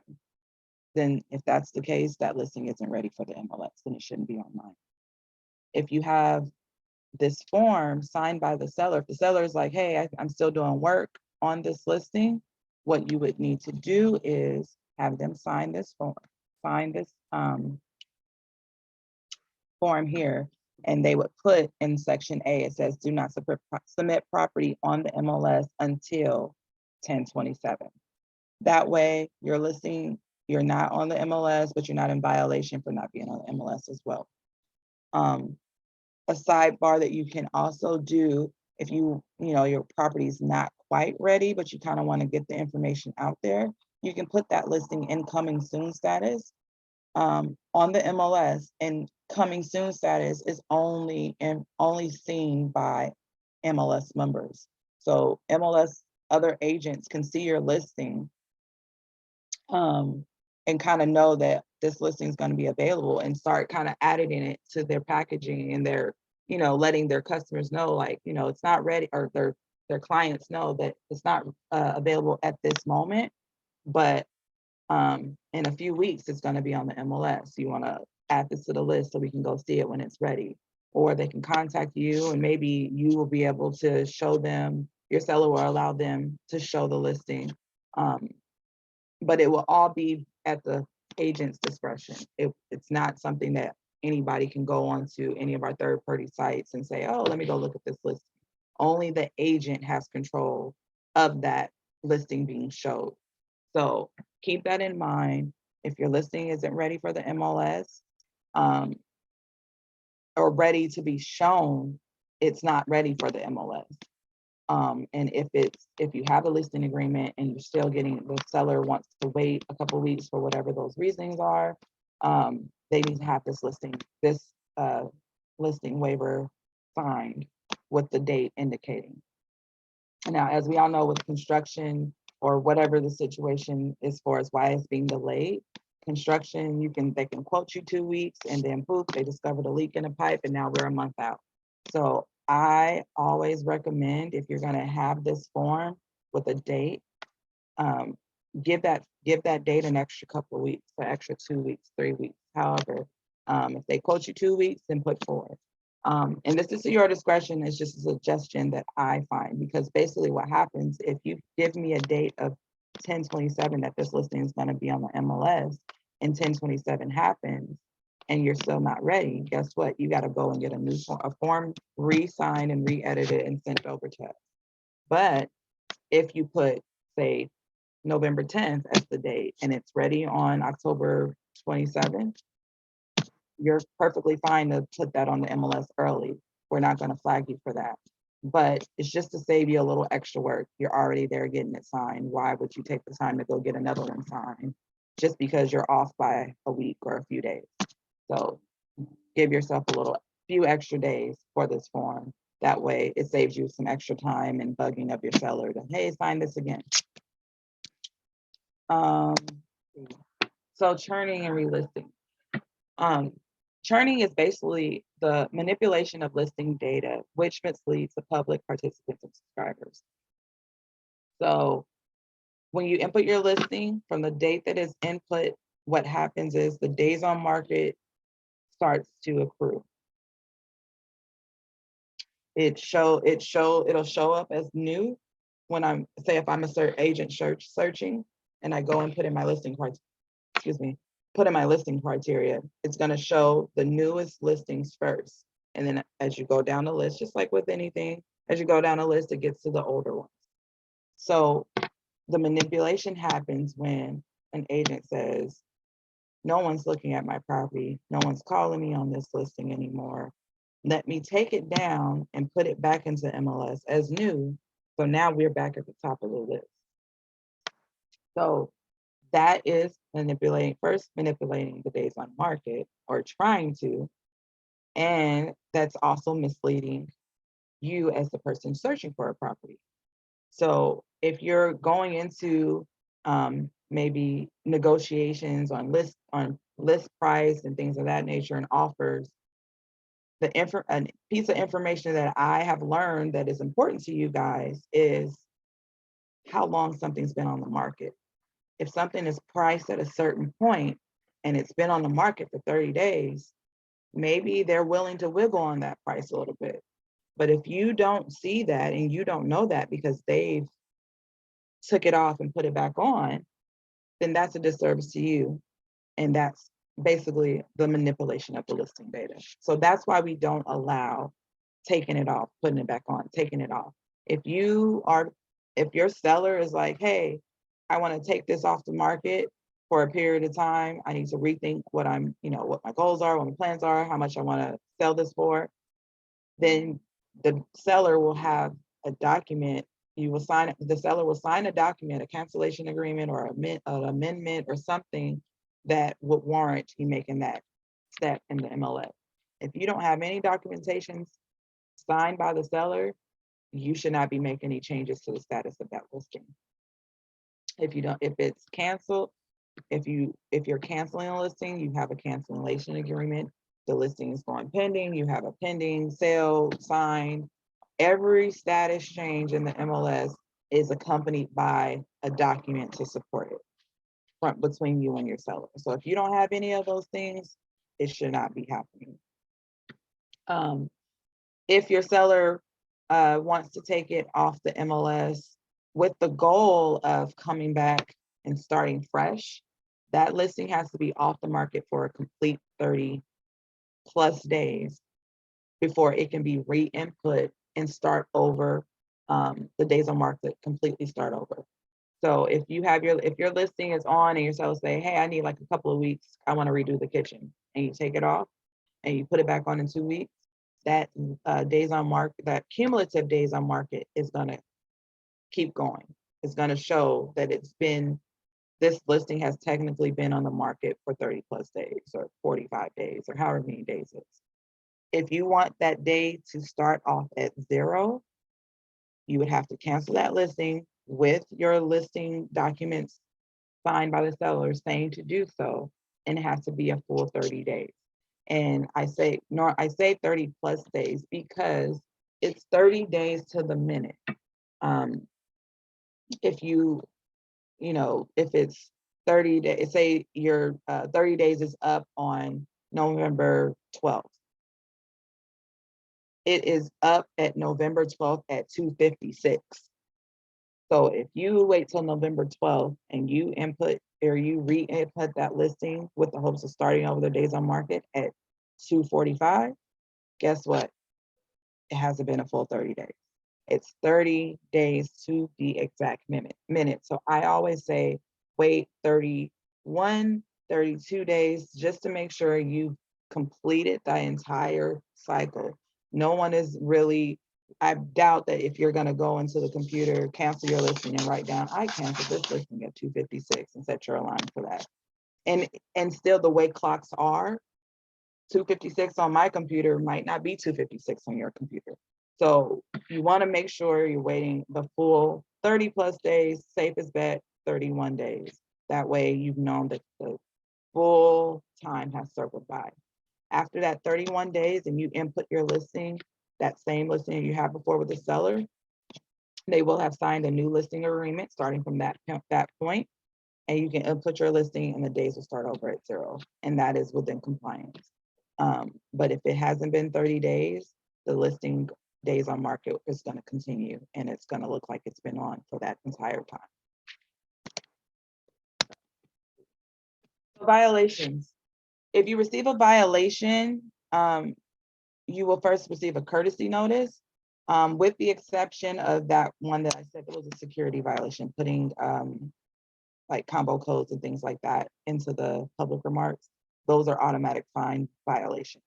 But majority of everything else, you receive a notice saying, hey, this isn't right, make the corrections, etc. If you receive an actual violation that has a fine attached to it, you have 30 days to pay that fine. You also have the option to dispute that fine. But all of those actions need to be taken within a timely manner. So I believe the grace period usually is about 72 hours. So if you receive a violation that you don't agree with, reach out to us right away. It says 3 days, at least within the week. I understand that, checking emails can be a little, especially when you're busy. So try, if you're disputing this and it's incorrect or you need to make changes, whatever, do that right away. But like I said, I'm pretty flexible as far as how, long as you're communicating with me, like I said, my goal is not to send violations. My goal is not to send you fines and have you pay a lot of money. What I want to make sure that my goal is to have the information on the MLS correct. So if it's something you need to correct it. If I need you to verify something, verify it. And, just keep the communication lines open. Very simple. So here's what a fine notice will look like, an email that you receive. Actually need to update this. I changed the verbiage a little bit, but I use this particular example for sale not being reported because the sale not being reported is typically the one that you are able to really not correct. It's a violation based on a date that you input. So if you did sell your listing, close your listing on 10/12, and you did indeed wait till 10:20 to update it, there is no correction possible for that. And it's funny because I think it's just the actual wording of it that kind of throws people off. But the way the way that I try to make it make sense is if you show up to work late, and you're supposed to be at 9 o'clock and you get there at 9:15, there is no way possible for you to make that correction and get to work at 9 o'clock if you're already there late. You understand what that means? Like it sounds very simple, but I kid you not, this is the most combative conversation that I tend to have with agents. They will receive this this notification, and they'll send me an email back. Well, I did correct it. I input the list. I closed it out. I know you closed it out. That's why I'm sending you the information, sending you the violation. Well, what do I need to do? I did it. It's corrected. It's not corrected. There's no way to correct it. And we're having this conversation, and I'm like, I don't know how to say this any other way. Like, and so I'm like, I have to give that scenario. Like, you came to work late. You're just late. It's just what it is. There's nothing we can do. Only thing that can be done in that case, it is possible that you entered a typo. Maybe you put 10:10 and it should have been 10:15 or whatever. That's a case where that violation could be corrected. But if your dates that you know that your closing date and your updating date are accurate, there's no correction to be done there. So that's the change that I made to the verbiage, because if you look at this one, it doesn't reference that. And because I was having so much pushback from agents on that fact of the sale not being reported and them saying they did correct it, I had to add that verbiage in so they can see that.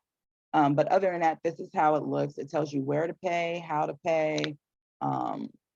There's a link where you can click to go into the rules, so you can see what rule that you're violating. It also says down here what rule you're violating, and it will usually highlight if you violated something like in your public remarks. It'll show it here in red at the bottom of this one. I don't know if you guys can see it on your screen, if the screen is stretched enough, but it shows the close. Oh, sorry, I'm trying to click it, but anyway, it shows the information that you need to know. It'll show it in red. So here, this is a sale not being reported. It shows the closing date and it shows the input date, and it'll show that in red on your. So that's what you need to look at. And if you see that, hey, no, it didn't close on 5/21 or 10/12 or whatever, it closed on X, Y, and Z date, then that's what you need to call me and say, hey, I need to correct this. And keep in mind, after you make your listing sold, you no longer have the opportunity to go change any information. So you will have to call me anyway or send me an email. So if that's the case and you're like, hey, I did a typo, here's the closing statement with the accurate dates, send that over to me and I will go ahead and correct it. And then I will even reverse your fine for that particular one if that's, clearly a typo. So that's the violations. I talked about coming soons a little bit, but coming soons are basically listings that you have a listing agreement. It's not quite ready for the market, but you kind of want to get the word out there so your agents know it's going to be coming up. So you get an SELM form signed from your seller. It says this listing is going to be available for the MLS on blah, blah, blah date. You can put it in as a coming soon. Only other agents can see that your listing is on the market. And it works out pretty good, because I've seen where agents will already have a sale, have an offer on the table before their listing has even made it to active, because there was a period, especially during pandemics, that people were buying homes sight unseen, just going off like, I need to get to this area, and taking those risks. So it's possible that it could work out for your favor just being in a coming soon status. But that's in order for that to happen, it would have to have the seller to sign that SELM form, and that's only marketed into Bridge MLS agents only. So it's not out to the public. So clear cooperation. Clear cooperations basically states within 1 business day of marketing your listing, it has to be on the MLS. If you are sending out email blasts for sale, have a for sale sign in the yard, you know, postcards, signage, pamphlets, whatever, you know, people use these days for marketing their properties. If you are doing any of those things within 1 business day of those things happening, it needs to be on the MLS. And one might think, well, how is the MLS going to know if it's not? Well, like I said before, agents will report. I get anonymous emails all the time. This listing is I received this email, and they'll forward me the actual email. This email came, and this listing isn't on the MLS. And I will send you a clear cooperation violation email. And clear cooperation violations are not cheap. So you want to make sure, like, if you're going to be marketing your listing, put it on the MLS. Now, again, going back to the previous slide of coming soon, if you want to start marketing your listing so you can get ahead of the game while it's still under construction, while it's still being prepared for showings and things of that nature, the seller, if you're not ready to put it on the MLS for a few weeks, you can put that listing on the MLS as a coming soon, and then proceed to market that listing and send out your emails and send out your pamphlets and post your flyers. You can do that if it is on the MLS as a coming soon or active. So keep that in mind. It's not a complete shutdown. It's just basically saying it needs to be on the MLS in some shape or form, whether it's an active listing or a coming soon listing, it needs to be on the MLS. So that's clear cooperation. That is the end of my times. I held true to an hour. I was trying to get you guys out right at 3, but I started at about 3:07, 3:08, or 2:08, and here we are. So if anyone has any questions, feel free to ask those questions now. If you have already signed the sign-in sheet, you are free to go. If you have not signed the sign-in sheet, please make sure that you sign it and make sure you fill out all the information, your name, your realtor number, whether you were here for both classes or just one. And other than that, we are good to go. My information and phone number is there for you to copy. Feel free to email me if you have any questions. Call me if you have any questions. Call me before you do the do. Call me after you do the do. Let's hopefully before you you do the do. That way we can fix it ahead of time. But again, call me. That I can't say it enough. I know people say that all the time. Call me if you need help. I mean it. I try to answer all calls, all emails. I am one person, but I do my best to make sure you guys get what you need. So if I don't have the answer, I'll refer you to where the answer can be found. So that being said, questions now or forever hold your peace. Okay, I'll take a wave too. Bye, y'all. Guess that means no questions. You guys have a great week and good luck.